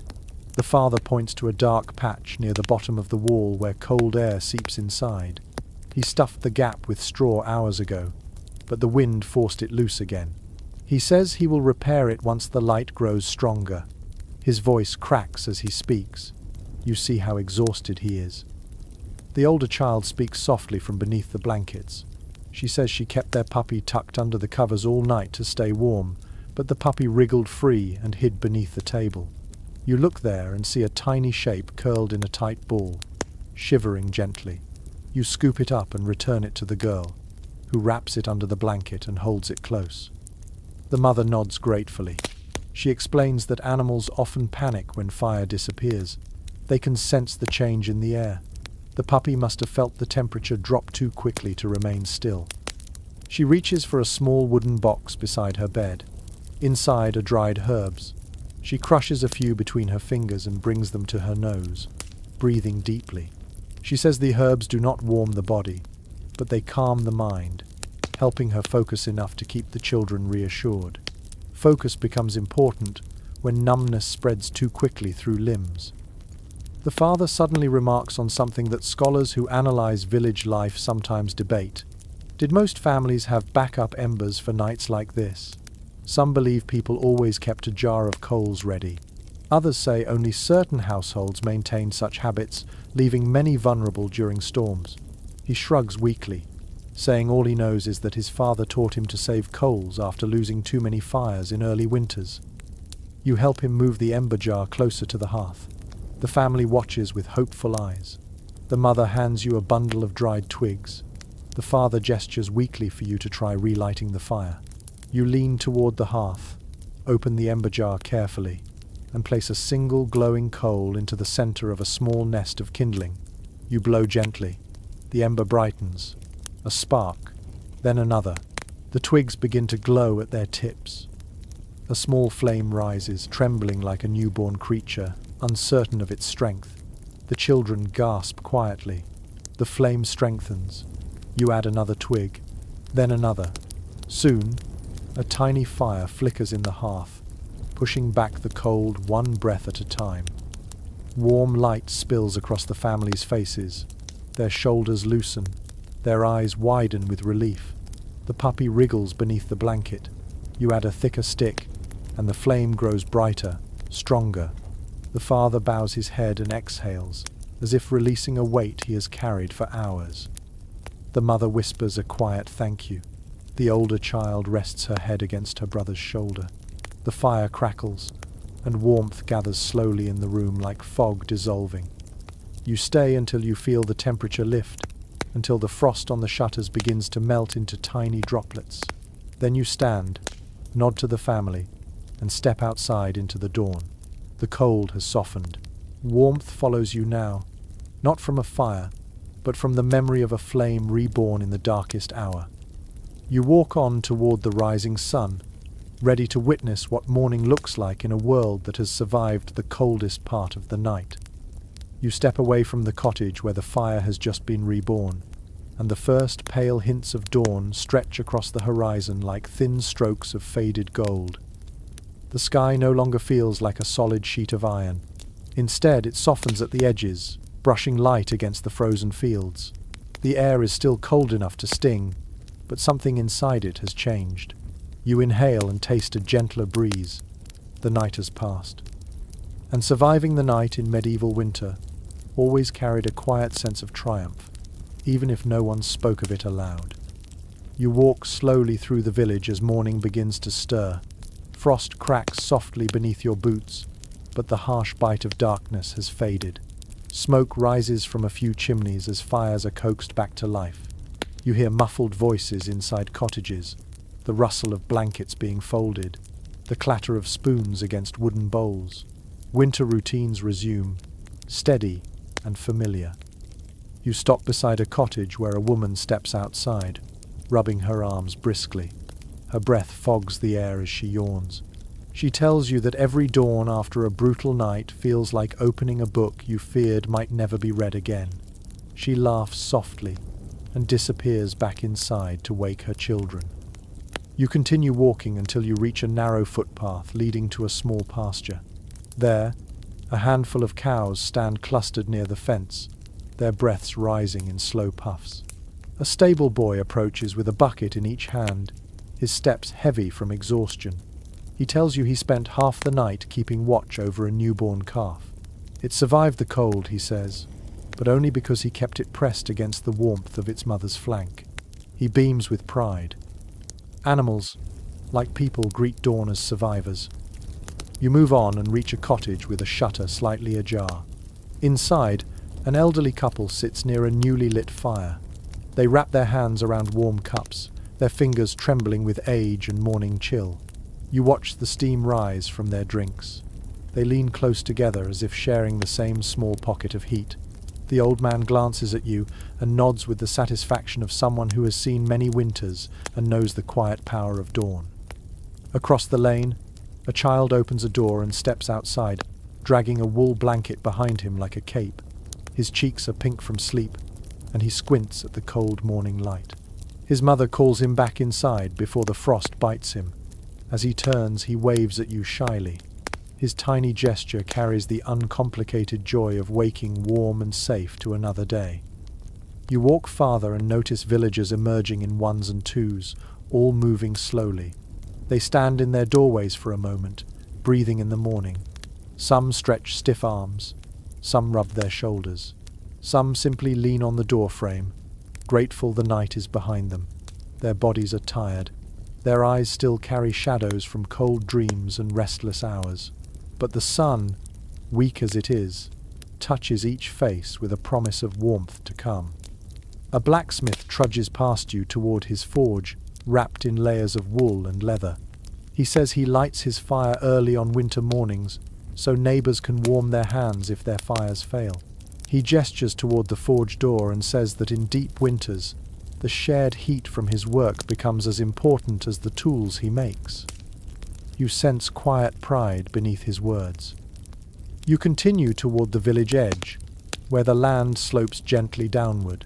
From here, you can see the full stretch of fields covered in frost. The rising sun glints across the frozen surface, turning everything silver. The view is breathtaking in its stillness. A world sculpted overnight by cold hands, now slowly waking. In the distance, you see a monk walking along the road, wrapped tightly in his robe. His sandals crunch the frost as he heads toward the monastery after morning prayer. His face is calm, serene despite the cold.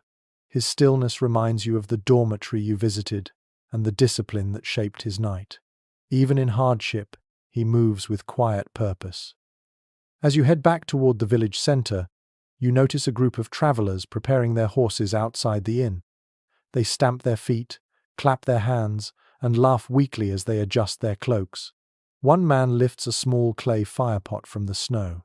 It still holds a tiny warmth inside. He grins and says the pot kept him alive last night. The others nod knowingly. Then they mount their horses, ready to continue their journey. In the middle of the lane, a farmer clears snow from his doorstep. He pauses long enough to greet you. He says the hardest part of winter mornings is convincing his body to move again after lying stiff beneath the blankets. He chuckles as he flexes his fingers. Movement hurts at first, he says, but it stirs life back into the limbs. His smile is worn but content. You notice the frost beginning to melt on the shutters. Thin droplets run in tiny trails, glistening in the light. The sound of water slowly dripping adds a gentle rhythm to the morning. It is like a sigh of release from the world itself. You pass by a cottage where the fire inside crackles loudly. A woman lifts a pan of porridge and stirs it with determination. Her children sit cross-legged on the floor, rubbing their arms to chase off the last shivers. The smell of warm oats drifts through the open doorway. You hear the mother humming to herself. The tune is soft, steady, and comforting. As you walk on, you feel the subtle shift in your own body. The cold still nips at your skin, but the fear of the night's deepest chill is gone. The world feels safer now that the sun has begun its slow climb. You move toward the last rise, overlooking the village. From here, you see smoke rising from every chimney, little banners of victory against the night. You stand at the crest of the slope and watch the village breathe. Frost glitters on every roof, light spills from every window. And for a moment, you imagine how many thousands of winter mornings looked exactly like this across medieval England. Dawn arriving like a soft blessing, fire returning to hearths, families waking with relief. You close your eyes and let the cold breeze brush past you one last time. Then you take a long breath, ready to leave the night behind. You stand at the edge of the village as the morning light spreads slowly across the frozen fields. The cold remains, but it feels softer now, its sharpness dulled by the calm certainty of dawn. You breathe deeply, letting the air move in and out, steady and smooth. As your breath flows, you feel the tension you gathered during the long winter night begin to melt away. Little by little, the quiet of morning settles into your chest like warm ash in a hearth. You picture the village behind you. Every cottage now carries a small flame again, flickering gently in its hearth. Families tuck into warm breakfasts. Children stretch sleepy limbs. Travelers pack their bundles with calmer hearts. Animals huddle in sheltered corners, steam rising from their breaths. All of it happening slowly, softly, as if the world itself is waking on tiptoe. Let your own thoughts soften with this morning. Let them drift like the thin threads of smoke rising into the pale sky. Feel your shoulders loosen. Let your jaw relax. Let the chill fade from your hands. Imagine pulling a comforting blanket toward your chin as the last embers of the long night settle into a gentle glow. Winter will always test the edges of human strength, yet dawn always comes. Let that rhythm soothe you now. Cold, then warmth. Darkness, then light. Struggle, then rest. You survived the deepest part of the night, and now all that remains is calm. Let your breath slow. Let your thoughts quiet. Let your body settle as though sinking into a warm bed after a cold journey. Sleep softly now. The night is over. Morning has you in its gentle hands.